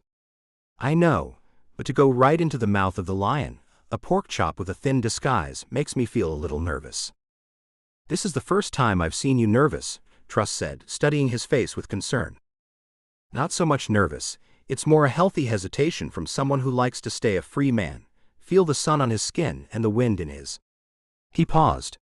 Across the top of his head. Come on, Marty. This is the only way. We've got to get the stuff exchanged, Kent pressed. Marty shook his head, his expression serious. That Vale has done you no favors lately, Trust. You've got to have nothing more to do with him. Trust felt the weight of his words. I know. He was trustworthy for years and then he changed. Ever since Ryan Castle came on the scene, things haven't been the same for you, Trust, let's face it. It's true, Trust admitted quietly, feeling the familiar ache whenever Ryan's name came up. Marty rubbed his jaw thoughtfully. Okay, I'll do it. But let's say I didn't do it, and no one swapped the jewelry, would that be so terrible? Will they ever find out it's not real? I mean, it has been verified, so why would they look at it again? We can't risk it, Trust said, though the suggestion was tempting. They might become suspicious of Vale, and then he'd point at me. I'll do it for you, Trust, but only for you. He made a face at Kent. It was my idea, Kent confessed. Yeah, well, thanks a bunch. Trust smiled at Marty, feeling grateful. I'll owe you one. You owe me so much already you'll never be able to repay me, so just forget it. We better go, Trust, Kent said. Yes, go, Marty said. I've got to get on to making that ID. Who am I impersonating? Have you at least found out that for me? Who's the handsome police officer I'll be playing? It's not an act, it's real life, Kent told him. Let a man dream, would you? Kent raised his eyebrows. I have to get back onto my computer, and I'll send you all the information. It's got to be someone out there with your looks. I doubt it, but see how close you can come. I doubt that someone with my looks would choose to be a police officer, but see how close you can get. Will do. Come on, Trust, there's a pizza with our name on it. Just one? Trust felt her spirits lifting slightly at the thought of food. He grinned. Well, maybe 2 or 3. Trust and Kent drove away from Marty's house. Trust knew the pizzas would be accompanied by watching reruns of Star Wars or possibly Batman movies. She wasn't a fan of either, but she wasn't going to complain, not tonight. After everything that had happened, she just wanted to lose herself in something mindless. Trust left everything in Kent and Marty's hands, and after watching reruns of the very first 2 Star Wars movies and eating pizza, she got home around midnight, exhausted but relieved to have a plan in place. The jewelry was left at Kent's house for safekeeping. With all the police sniffing around Trust's apartment, she could hardly leave it there. Chapter 19. It was a couple of days later, when Trust woke to pounding on her door. Her heart lurched at the sudden noise. She grabbed her robe, pulled it on, and saw Jack standing there. What is it? The evidence is missing. He walked straight past her, not even bothering to apologize that he'd woken her up. Trust's stomach dropped. Last night was the night Marty was supposed to have switched the jewelry. He was never supposed to take it. He wouldn't make a mistake like that, so Trust knew something had gone wrong. The thing that worried her most was that she'd heard nothing from Marty or Kent. What evidence? She closed the door and followed him in, trying to keep her voice steady. The jewelry from the heist on 47th Street. Missing from where? Trust's pulse quickened. The NYPD Property Division. There was an incident late in the day yesterday with someone impersonating an officer who was working the case.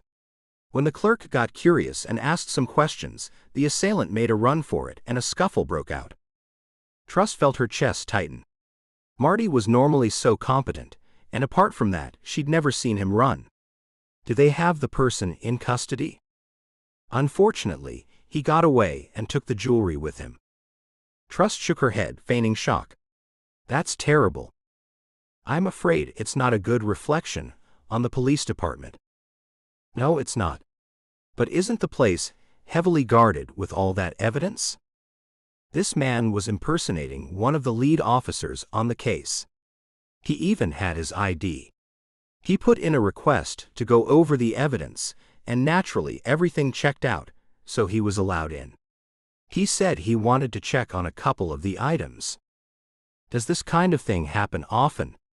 Trust asked, trying to maintain her composure. Never. Trust didn't like the way he was staring at her, his eyes searching. I had nothing to do with this. Did you mention anything to anyone at all? No. Of course I didn't tell anyone anything. I have no one to tell, anyway. I know how lucky I am to have this opportunity, and I wouldn't do anything to ruin it. The lie tasted bitter in her mouth. I'm sorry, but I had to ask. Actually, you didn't. If you think I had anything to do with it, you're wrong, dead wrong. Trust felt anger rising in her chest, partly genuine and partly protective. Don't take what I said the wrong way. I'm on your side with all this. I knew you were telling the truth about Ryan being in your apartment, and you thinking he was dead, even when nothing checked out. Thanks. That makes me feel better. The irony wasn't lost on her. I've been working on getting evidence, and now most of our evidence is gone. We'll have to rely on Ryan Castle to tell the truth. I wouldn't hold your breath waiting for that to happen, Trust said, then quickly added, do you think it would be the same people who stole it in the first place? That's possible. Anything is possible, though. So where does that leave things? Trust asked. He ran a hand over his dark hair. Sad to say, without the evidence, we don't have a case. He looked her up and down. Were you asleep? Yes. Trust felt suddenly self-conscious in her robe. It's 10:30 in the morning. Is it? Yes. Sorry, I had trouble sleeping. She walked over and opened the blinds to let the light stream in, trying to appear casual. We do have a case because Ryan Castle was here, unconscious on the floor. And the delivery boy was killed. Surely we have to look into whether that was related. So far, you're the one and only witness to that. When there's only one witness, it sheds a certain level of doubt on. I know, but the same gun was used on Lee and Castle, so that's something. She looked down at the floor, genuine worry creeping in. At least he believed her, so that was something. Can I make you coffee, or anything? No. I have to keep moving. I've been called to a break-in at a house in Forest Hill Gardens. The poor woman who called the police suffered a heart attack shortly after. Trust felt her blood run cold. Where was the house? Forest Hill Gardens, he repeated. Is the woman? Trust's voice caught in her throat. She's still with us. I need to swing by the hospital and question her. She's conscious, and it seems she heard and saw the assailant. Why are you involved in a simple house robbery? Trust tried to keep her voice level. The detective in charge called me due to the high-profile nature of the lawyer who owns the house. And who was the old lady? As soon as it slipped out of her mouth, she knew she'd made a dreadful error. I'm assuming the lady was old, because young people don't generally have heart attacks. Was she old? Trust scrambled to cover her mistake. You're right. She was. He stared at her for a moment. The owner of the house is Morgan Fitzsimmons, a well-known lawyer. The woman who had the heart attack is his mother. I'm glad she's still alive. Trust meant it sincerely, guilt washing over her. Me too. It must have been so frightening for her. Did she come face to face with the people who did the theft? We don't know that. You should come with me when I question her, since it involves goods being stolen out of a safe. Trust felt panic rise in her chest. That would be the worst, the very worst thing. What if the old woman recognized her voice? Trust touched her throat. I feel I've got a touch of the flu, and I don't think it would be right to go to hospital and be around sick people when they've got low immune systems. You look all right to me. I might look okay, but I was up all night with a fever or something. I think that's why I slept in. Well, rest up. If I need you, I'll call you. Okay. She walked to the door with him and then let him out. He swung around to face her. Oh, and another thing. I'll stop by and collect you after I've been to the hospital. We've got the footage of the robbery at Morgan Fitzsimmons' house. Hopefully, we'll find something useful on there. We've also got the footage of the last few weeks of Ethan Webley's jewelry store. Trust's heart nearly stopped. Good. I hope so. Did the police see anything on the tape of the house break-in? No one's seen it. We'll be among the first to see it. Okay. I'll be waiting. He gave her a smile and then left. Trust leaned against the closed door, her mind racing. Kent said he'd disabled the video CCTV cameras. She hoped he had done it properly. Although she'd been heavily disguised, it still gave her cause for concern.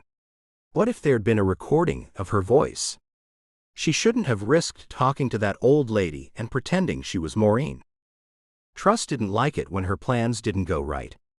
Marty had made a mess of things. She wouldn't let herself be too upset with him, because this was a first. She locked her door, closed herself in her bedroom, took out one of her burner phones and called Marty, her fingers trembling slightly. He was supposed to switch the jewelry, not steal the jewelry. Hello, Marty answered. Tell me straight without any embroidery. Trust kept her voice low and controlled. You heard about it. Yes. Why didn't you call me? I was just about to. I had my hands on the goods, but then they were on to me. I had to make a dash for it. Did you have to take the jewelry with you? Trust felt her frustration mounting. I didn't take anything with me. What are you on about? A sharp pain gnawed at Trust's stomach. They're saying you stole the jewelry.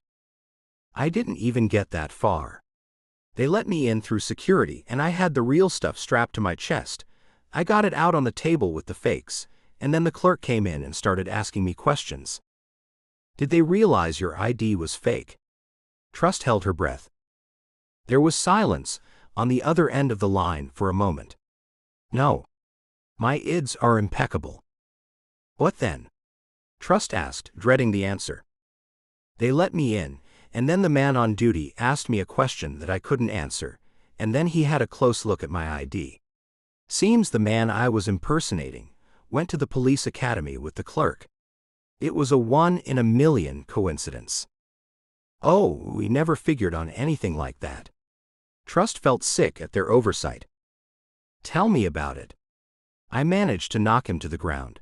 Then when he was on the floor, I got back out through the security door and made my escape. There was no time to collect anything. I had to save myself. I'm sorry, Trust. Don't be. I understand. I'm glad you got away. And she meant it. Marty's safety was more important than the jewelry. Only thing is, my security badge is still there. Oh no. I hope you didn't have your fingerprints on it. Trust's chest tightened with fresh worry. No, well, I hope not. They wouldn't have my fingerprints in the system anyway. Trust felt better about that. Why would they say you'd stolen the jewelry? They've got a double lot there now. The fakes and the real stuff. Well, they're saying they don't have either. That part's obvious, Trust. I'm surprised you even have to ask. What? He simply said, police corruption. Oh, do you think so? Trust's mind began racing with the implications. There's no other explanation for it. You're probably right. Of course I am. There's no question about it. They had an intruder, and they used me as a scapegoat. Trust thought about something else that didn't add up. Also, my door handle was wiped of prints. There were no prints whatsoever. The officer said he might have done it accidentally, and then it was all brushed aside. I wonder if he was corrupt too. Absolutely. Do you have the name of the officer? I think it was Pendlebury. Yes, it was. Okay. I'll have Kent see what he can find out about him, and I'll also talk to a few people on the street to see what I can find out.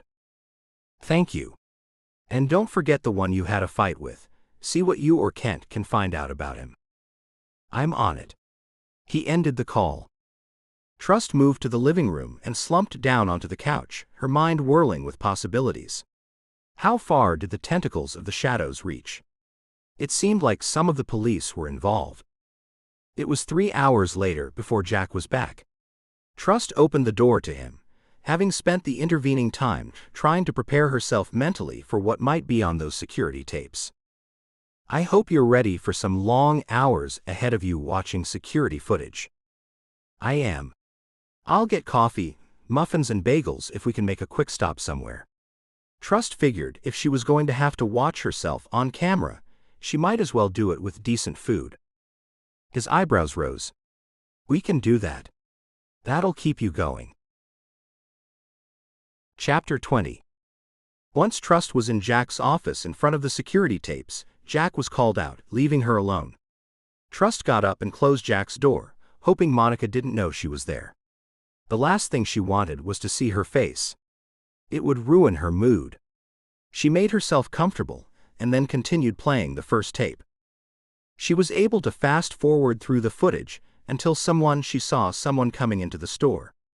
The first 2 days showed nothing much, and then, on the tape for day 3, Trust felt her blood run cold as she saw Vale walking into the store. Trust pushed back in her chair, her mind racing. Was this a trap for her from Jack? She'd have to tell him that the same man who verified the jewelry had gone into that store, showing he was familiar with the store and most likely the owner. Her stomach churned as she wondered what to do. She jotted down the timestamp, leaning closer to the screen as she strained to catch any snippet of conversation. The audio was too muffled to make out distinct words, just the low murmur of voices. After their brief exchange, the store owner guided Vale through a doorway and into the back room, disappearing from view. At that moment, Jack walked in. Trust's fingers flew to the pause button, her heart pounding. Anything yet? Jack asked. She knew she had to tell him. Yes. Merrick Vale was in the store. Seems the two of them knew each other. They seemed fairly friendly. Really? He seemed genuinely surprised. There was no mention of that from the police. I'll show you. Trust rewound the tape, and together they watched it from the moment Vale walked in. Then once the pair walked into another room away from the CCTV camera, Trust hit the pause button and looked up at Jack. He pressed his lips together. Jack, I've been thinking. Trust chose her words carefully. Yes? How trustworthy are the property clerks where the evidence is kept? How can we believe there was really a break-in? This was the best she could do. She couldn't tell him outright that someone was crooked. There's no reason to distrust them.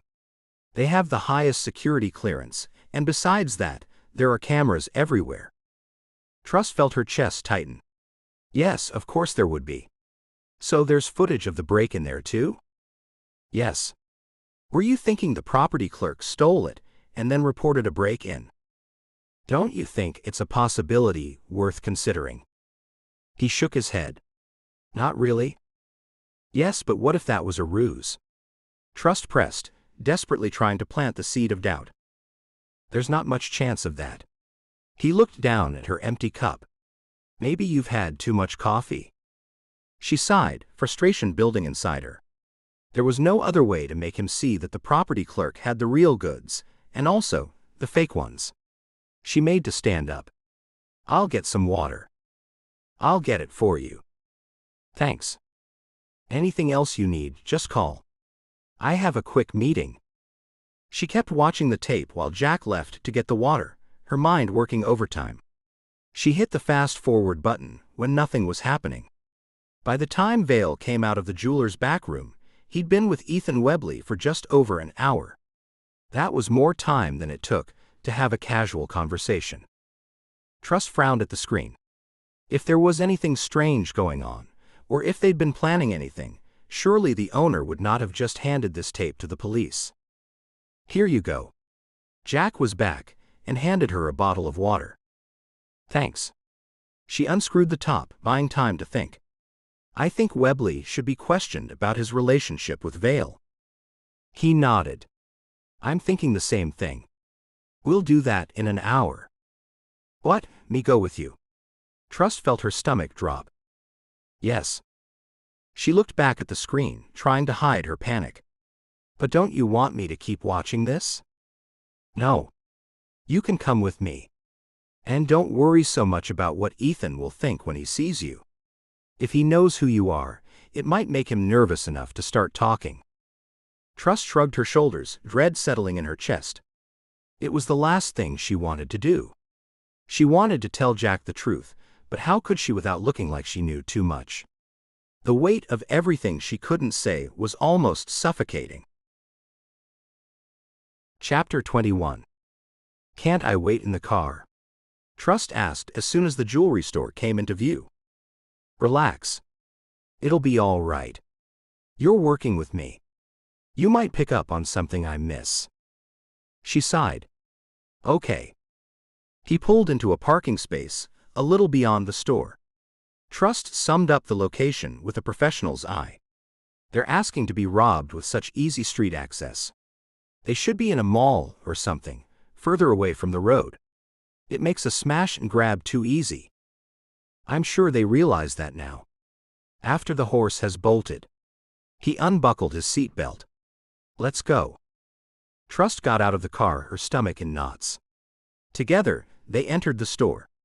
A woman approached them and hesitantly asked them how she could help. Just from looking at Jack in his gray suit, he looked like someone from the FBI, and it seemed the shop assistant knew it. We're here to speak with Ethan Webley if he's available. Certainly. Whom shall I say wants to see him? Agent Fletcher, and he glanced at Trust, my assistant. I won't be a moment. Trust felt relief wash over her that he hadn't used her name. Not long back, her name had been splashed across every newspaper in the country. Almost right away, the woman was back. He can see you now. Follow me.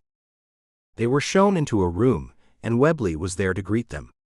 Again, Jack introduced Trust as his assistant, but Trust could tell from Webley's sidelong glance he knew exactly who she was. Her skin prickled under his scrutiny. "Have a seat," Webley said, pointing to an arrangement of comfortable-looking couches at one side of his large office. Once they were seated, Jack asked, "Do you know Merrick Vale?" "Yes, everyone in the trade knows him." "Would you consider yourself a good friend of his?" "I wouldn't say so, but he does do some work for me now and again." "What kind of work?" Jack asked. "A few things. He's an all-rounder." "That's surprising with his wealthy clientele. I wouldn't think he'd need to do freelance work for other jewelers." "I think he likes to get around and meet people. Old habits are hard to break, sometimes." Webley stared at Trust, making her skin crawl. Jack didn't seem to pick up on it. "Aren't you his competition?" Jack asked. "No." Jack glanced around the room. "It seems you are. You've both got jewelry stores." "We don't go for the same clients. My clients are entrenched in you'd know it as the hip-hop culture. I have many famous clients who are music entertainers, and I'm more geared toward keeping them happy. Vale's is more geared toward women." "Exactly what kind of work does Vale do for you?" Jack asked. "Valuing large stones, mainly." "Diamonds?" "Yes." "When did you last see him?" Webley rubbed his chin. "I can't remember now. It'd be a few weeks ago. I can look it up if you want." "Yes, please do." "Just a minute, I'll get my appointment book." The man took a book from his desk and sat down again. He leafed through it. "Here it is. May 7th. He looked up. Like I said, a few weeks ago. He came to look at a large diamond I bought from a client who'd inherited it. You can't be too careful these days. I knew it was a diamond, but I wanted to make sure it hadn't been artificially treated. It would have had a big effect on the price if it had been." "And was it?" Jack asked. "Was it what?" "Was it treated?" Webley shook his head. "It wasn't." "Why the interest in Vale, if I might ask?" "Just checking on some leads." "Do you think he had something to do with my robbery?" "No, not at all. It's something unrelated that we're looking into." Trust sat there in uncomfortable silence, listening to the two men talk, her mind working overtime. This seemed such a waste of time. She made a mental note to have Kent go through Webley's phone records and computer to see if he had any contact with Lee, her delivery boy. Other than that, there weren't a lot of clues to piece together. Unless she was missing something. Jack stood up. "Thank you for your help. We won't hold you up." Webley stood up too and shook Jack's hand. "I hope I was of some help." "You were." Ethan Webley walked them to the front of his store and opened the door to let them out. Trust could feel his eyes on her back as they left. When they were well away from his store, Trust asked, trying to gauge Jack's reaction, "Well, what did you think about him?" "I thought he seemed okay." "You don't think he was involved in any way?" Trust pressed, knowing there had to be more to it. "For the insurance claim?" "Yes. It's always top of my mind when I hear about a robbery. It would have to be considered. Has he done anything shady in the past?" "Not that we know about. He's got a clean record. Maybe you could ask around your circle." "My former circle," she corrected him, emphasis on former. He smiled. "That's what I meant. I'll see what I can find out." Trust's mind was already working on who she could safely contact. "Thanks, Trust." Chapter 22. When Trust got home that evening, she got on the phone with Kent. "Find everything he could about Ethan Webley." "I've been doing that." "Great. He's obviously got something going on with Vale," Kent said. "I know, and hopefully you can find out what it is." Trust felt the pieces starting to come together, even if she couldn't quite see the full picture yet. It was a bit of bad luck with Marty. "What are you going to do to get the goods back?" Kent asked. Trust had already made up her mind about this. Nothing. I'm not going to risk it. Whoever has stolen it can keep it. It's not my problem. I know, but it was worth a lot, and I thought you need money for your charity. Always, but we're all right for now. I don't trust Vale. It's a wonder he hasn't called me lately. What are you going to do with the rest of the jewelry? I don't like having it here. I've been giving that a lot of thought. Trust took a deep breath, steeling herself for his reaction. I'm going to find the shadows and give it back to them. Like I said, I don't trust Vale. He's probably going to try to pin something on me. I'll cut through the red tape and the innuendos and confront the shadows myself. You can't be serious. Kent's voice rose with alarm. They'll kill you on sight. Aren't they in cahoots with Castle? Trust felt her resolve strengthen despite his concern. Not from what I overheard. They might have been the ones who shot him. Trust, can you listen to your own words? Shot. These people have guns. What else can I do? Trust felt frustration creeping into her voice. I can't keep the jewelry. If I give it back to the shadows, they'll leave me alone, and besides, we've got a common enemy, Castle. They might figure out it was you who broke into that house and gave that lawyer's mother a heart attack. The lawyer must be one of them. Trust groaned, guilt and anxiety mixing in her chest. You've got a point there, but I don't see any other way around it. Sell it or something. No, because if I do that, I risk being found out. Keeping it is not an option either. Trust felt the weight of her decision settling over her. I have to go there, face them, and we need to do it tonight. What, how? Kent's disbelief was clear in his voice. I don't know yet. I'll come up with something. Trust's mind was already racing with possibilities. Be at the usual place, you collect me at 7. Have the jewelry with you. Be sure you don't get your prints on anything. Wear gloves. He hesitated. Are you sure? Yes. Trust ended the call, her heart pounding. She knew it was risky, possibly even foolish, but she couldn't see any other way out. The jewelry was like a ticking time bomb, and she needed to get rid of it before it exploded. Chapter 23. When Trust was in the middle of getting ready for her impromptu meeting with the shadows, she was distracted by an incoming call. It was her sister. Trust ignored the call, her nerves already on edge. Then Serenity called again, and then again. At last Trust answered, frustration building. Serenity, I'm kind of in the middle of something.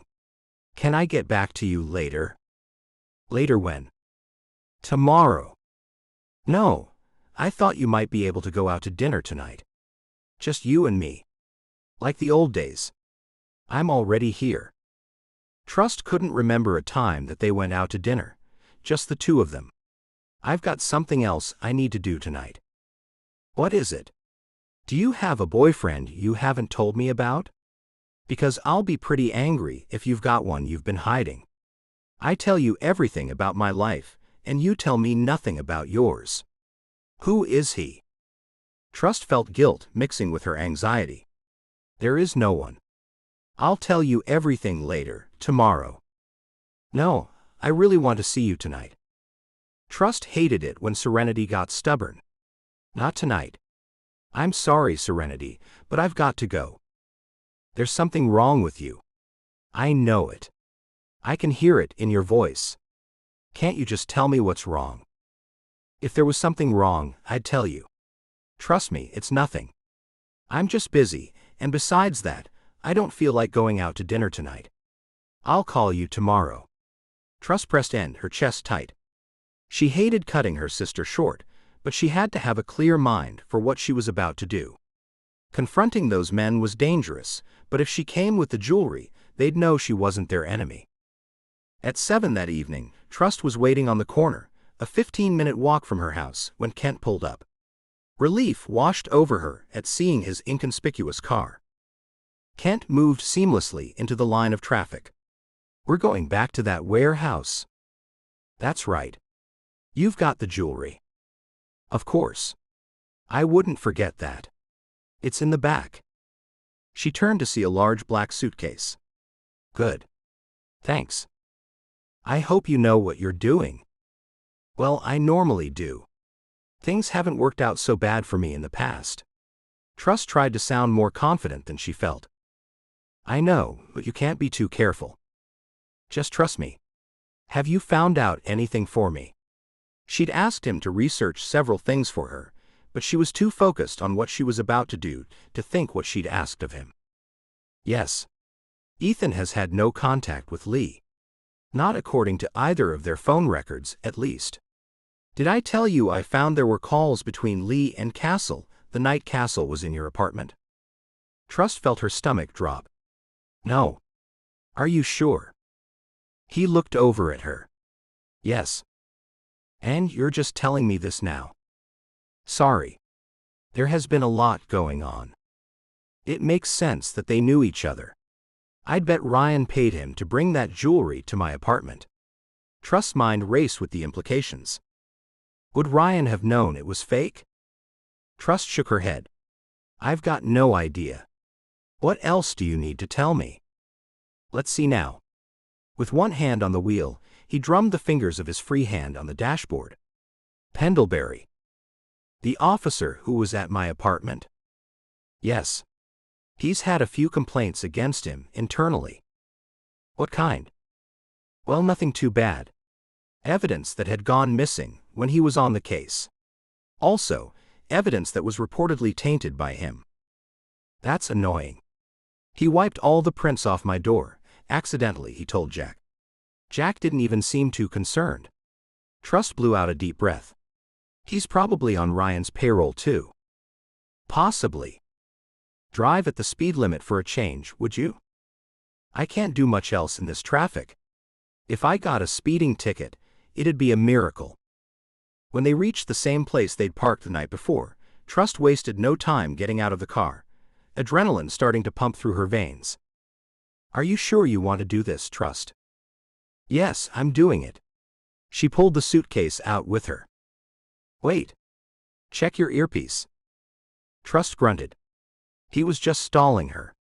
Yes, it's working. Trust, can you hear me? Yes.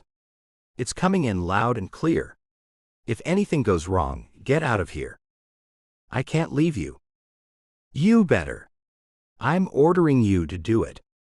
No point both of us being in trouble. I'm sure nothing will go wrong anyway. Just be careful. Don't take any risks. Trust grabbed the case of jewelry out of the back and then walked away from the car, her heart pounding. She was hoping someone would be there for her to make contact with. Everything looked so dark. It was a risky plan just turning up with the jewelry, but what else could she do? She wasn't going to wait around for whatever fate Ryan Castle had in store for her. It would have been nice if she could have had a contact who would have introduced her to the shadows, but that wasn't going to happen. Just when she was about to climb over the fence, a car approached the warehouse. Trust moved further into the darkness, pressing herself against the wall. Two burly men got out of the car and waited until another man got out. 3 more men followed while the 2 men, most likely bodyguards, stayed by the SUV. Now Trust was sick to the stomach, and her heart pumped furiously. She didn't know what she was going to do. When she'd run through this scenario in her mind, she'd been talking to one person, not a crowd. No, she couldn't do it. It was too dangerous. At least Kent would be pleased. She turned to head back to the car, and in the darkness, a hand landed heavily on her shoulder. Trust screamed with shock. It's only me. It was a familiar voice. Trust spun around to see Serenity, horror washing over her. What are you doing here? I followed you. I've hired a car for a couple of days. Silas is here. Not here, but we're staying at a friend's place. Shish, Trust's pulse raced even faster. Why? What are you doing? Trust grabbed her sister's arm and started running. Someone would have heard her scream. What's happening, Trust? Suddenly, they were flooded with light. Trust stopped in her tracks when she saw a man walking toward them, fear freezing her in place. Then, with Serenity's arm firmly in hers, she swung around to run the other way. Another man appeared in that direction. There was nowhere to go but through the trees.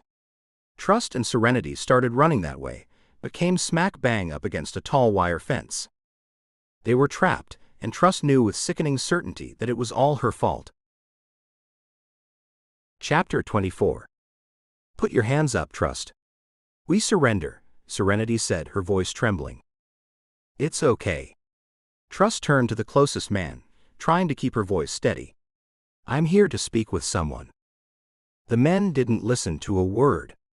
One of them grabbed Serenity and pulled her arm behind her. Trust's heart lurched at her sister's cry of, "Let me go." The other man did the same to Trust, twisting her arm painfully behind her back. What's in the case? That's mine, Trust said, desperately trying to salvage her plan. I've come to talk with someone about what's in it. They were hauled into the building, and meanwhile Kent said in Trust's earpiece, "Are you all right, Trust?" "Everything's fine," Trust told him, trying to keep her voice level. "Nothing's fine," Serenity cried out, thinking Trust was talking to her. "Who are these people?" Trust didn't answer. She had no words, guilt and fear choking her throat. Soon they were walking up the steps, and then they were thrown onto the middle of the floor. Trust looked up and saw people sitting on chairs looking down at her, her stomach turning to ice. One of the men stood. "What do we have here?" Trust scrambled to her feet. "I'm here to talk with someone." "Who?" he asked. "I'm sure someone here knows Merrick Vale. I want to speak with whoever has been dealing with him." He narrowed his eyes, and then looked at her bag. "I think I know who you are." Trust felt a bit relieved that there were no guns visible, at least not yet. "This is my sister. This has nothing to do with her. Let her go." "No one's leaving." Serenity burst into tears. "What's going on?" "Just keep quiet," Trust hissed, fear for her sister overwhelming her own terror. The man got the attention of one of the bodyguards and nodded to the suitcase. It was reefed out of her hands. The man in charge tipped out the contents onto the table. Then Trust felt the atmosphere in the room change, growing deadly. "How did you come by this?" "That's what I've come to tell you. I'm here to give it back to you." "Check them for wires," the man ordered. The two bodyguards started patting them down. Trust's skin crawled at their touch. "Don't touch me or my sister." Serenity continued to sob. "What are you mixed up in now?" Trust did her best to ignore her, focusing on damage control. "Someone robbed a house somewhere, and then this was dumped on me, and I didn't want anyone to get the wrong idea. And I know Ryan Castle was involved in this somehow, and I think he's trying to frame me. I don't want to be involved, so I'm giving this back." "Tie them up," a voice sounded. "What?" "No. I'm giving it all back to you. I demand to speak with whoever is in charge." Trust felt panic rising in her chest. The man who'd been giving the orders held up his hand. The thugs backed off. "You're Trust Zeigler, and we know you're working for the FBI. I hope you didn't bring anyone with you." The men behind him stood up and put their hands by their sides where their guns would be. Trust's blood ran cold. "No. No one knows I'm here." "How did you know to come here?" he snapped. "I followed someone. Someone who was talking with Vale, another jeweler." Trust and Serenity were thrust into chairs and were bound to them with duct tape. Trust felt the sticky material biting into her skin. "This is all some mistake," Trust said. "The mistake was yours. This loot came from the Fitzsimmons' household. How did you get them?" Trust knew she couldn't say that she was the one who broke in. They might kill her. "All I know is that Vale hired someone to break into a house at Forest Gardens. Both Vale and Ryan Castle asked me to do it, and I refused." "How did you come by these?" he asked again. "I stole them from Vale to give back to you, because I think Castle's trying to frame me. Or was trying to before he got shot. Maybe he's in it with Vale. I don't know, but I had nothing to do with it." "What's going on?" Serenity whispered to Trust.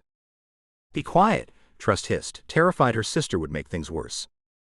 He turned and whispered something to one of the other men who nodded and headed out the door. Trust's stomach dropped at the silent exchange. Trust knew she had to get them out of this mess. My sister has nothing to do with this. Can you let her go? I'm sorry, but that's not possible. She's seen this place. I won't say anything to anyone. Please just let me go, Serenity whined through tears. Trust waited a moment, and when they didn't respond, she tried one last time. I'll tell you everything I know. Castle came to me with some story about wanting me to break into a safe at the Fitzsimmons' house. I said no. Then I got my food delivery, and the next day I found gold in it. Hush. No more talking. Keep them quiet. No, wait. Just tell me one thing. Castle was trying to frame me with the gold in the food delivery, but he can't have known it was fake. One of them laughed and stepped forward. It can't hurt to tell you now. That was his part of the haul. We thought he was a double-crosser, so we gave him fakes. Trust quickly pieced it all together. But why would he involve the food delivery guy? Enough. Shut her up. Duct tape was placed over their mouths. At that point, Trust realized they'd be killed. Without being able to speak, she could no longer plead for them to let Serenity go. Then Trust realized that Ryan figured that when she'd found him dead, she would have called the cops. They would have arrived and found him gone, but she would have had jewelry. Of course, Ryan thought the jewelry was real. He was trying to kill her that time, just trying to send her back to jail. Trust closed her eyes, despair washing over her. It was a good time to pray, but she hadn't done so for years. Prayers had never worked for her. If there was a God, her prayers had always fallen upon deaf ears. With nothing left to try and knowing that a quick prayer would do no harm, Trust said one. Then she jumped when she heard gunshots. She opened her eyes and saw men in black suits and helmets storming into the room. The place quickly filled with gunfire and smoke, and Trust could only pray that whatever happened next, her sister would survive her terrible mistake. Chapter 25. There was nowhere to run, and Trust couldn't cover her ears from the deafening gunfire. Then among the dead bodies and the smoke, the duct tape was cut off. Trust was too scared to open her eyes. Were they going to be killed next? Serenity's sobs finally made Trust look, and she overheard one of the armed men talking into a radio.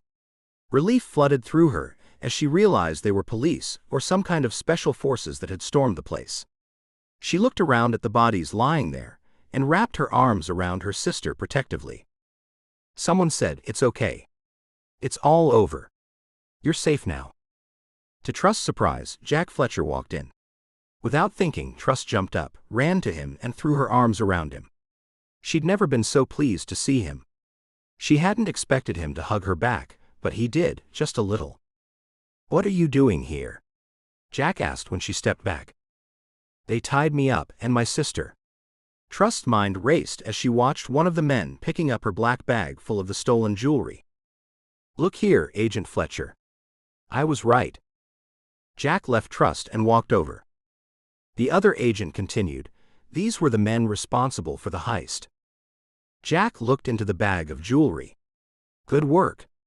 He walked back to Trust. "Why are you here?" Trust thought quickly. "I was following a lead. I heard on the grapevine that there were people here who knew things about the robbery. You should have talked with me. I can't believe you put yourself in danger like this." He stared at her. "I'm sorry. I didn't want to waste your time with it if it wasn't true." "Who did you hear about it from?" "Vale.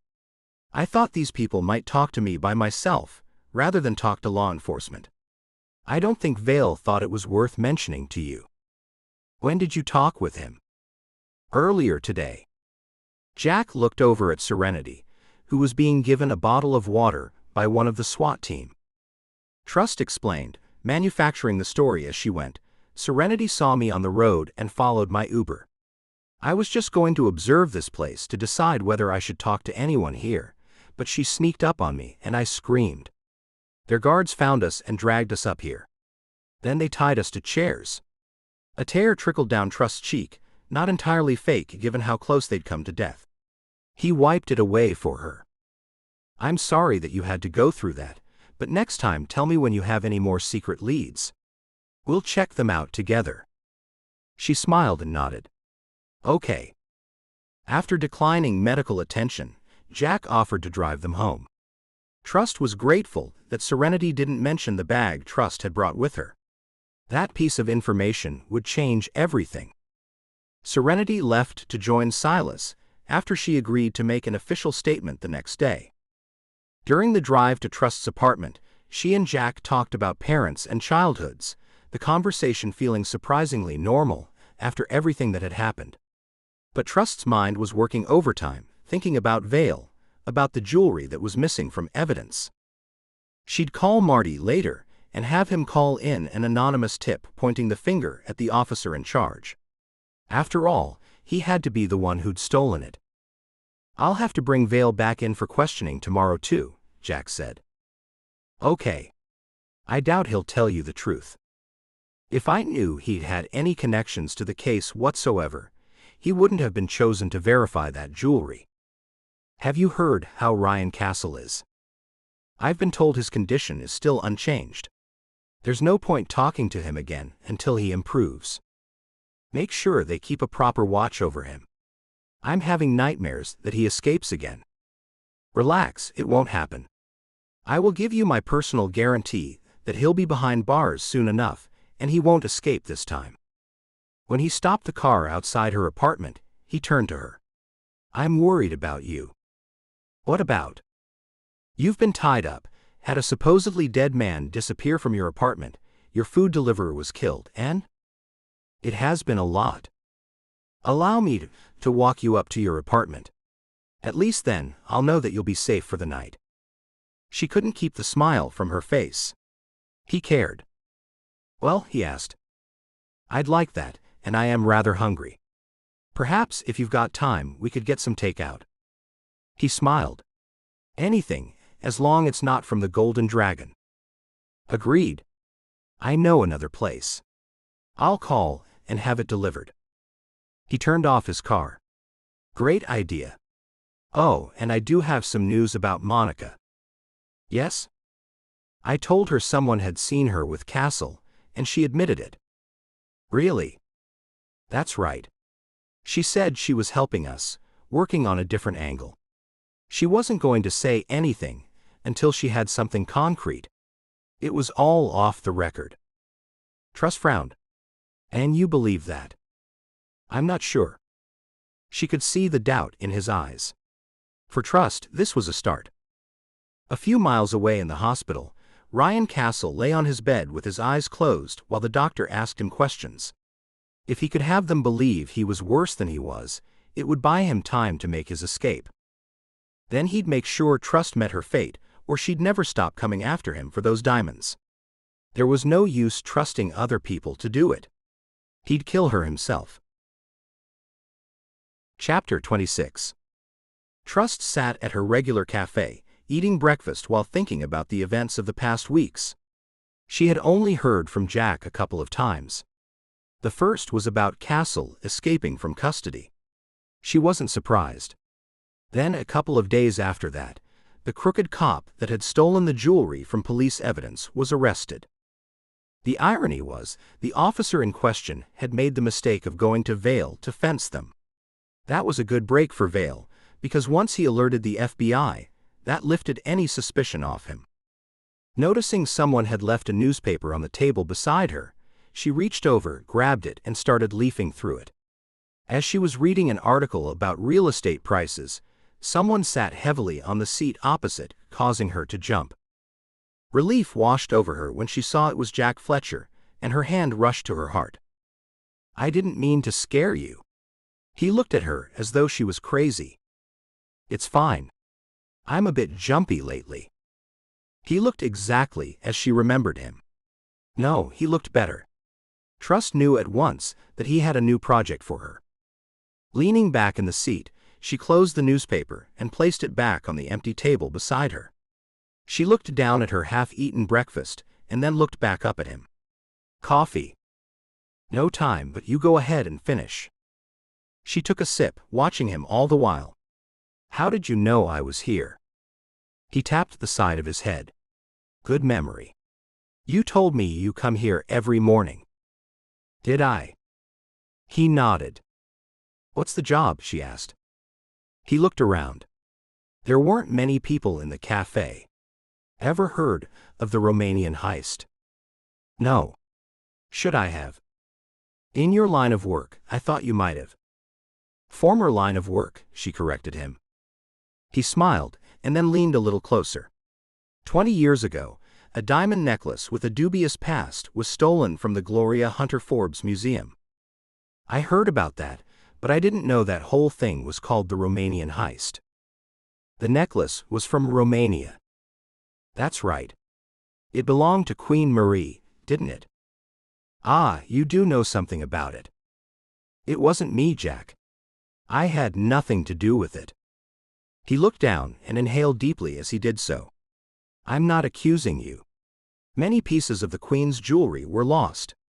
In short, there's been a committee formed in Romania, and they're demanding the return of the necklace.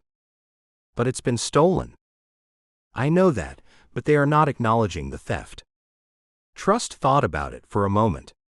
So let's say the necklace hadn't been stolen. Who would own it? Gloria Hunter Forbes bought it from a private collector, not knowing it was stolen or lost. I remember reading that after Gloria died, she willed it to her own museum. I'm not sure who would own it. Some say Gloria would have had legal ownership if she'd had no knowledge of it being stolen. Others say too bad, it wouldn't be legal ownership if it had been stolen. And back to my original question, how can this committee expect it to be returned if it's been stolen? Trust asked. The Romanian committee has investigators poking around. They believe there's been a cover-up involving the museum itself. With the value of the necklace and the provenance, it'd be hard to put a price on it. It'd be worth millions. Millions. Now he had Trust's interest. What do you want me to do? This committee is made up of some of the Romanian royal family and historians, and they're putting pressure on our government to return the necklace.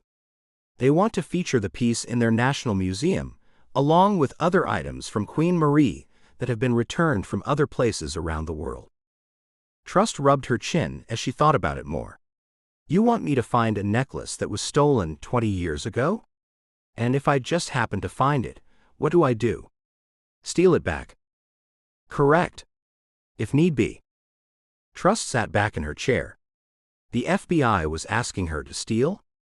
I'm sure it would have been pulled apart and the stones recut and then sold on. He shook his head. There was a target on it. When it was taken, nothing else in the museum was stolen. Seems the thief only wanted that necklace. Someone put in an order for it. That's got to be it. I must warn you, they didn't have great security back then. They relied heavily on their guards. It was 20 years ago. Security cameras? They only had cameras outside the museum. 20 years ago is not that long ago. What happens if we're able to get the necklace back? Will the government hand it over to Romania? He shrugged. I haven't been told. My orders are plain and simple. Retrieve the necklace. When do we start? He glanced at his watch. I'll see you in my office in an hour. He got up and left without saying goodbye. He didn't even ask if she was available. Trust spread some cream cheese over the last piece of bagel. He just assumed she'd drop everything for this case. Then again, she really didn't have a choice. The FBI practically owned her now.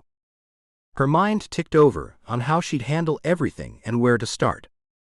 Whoever possessed the Queen Marie necklace now was not going to leave it lying around in their underwear drawer.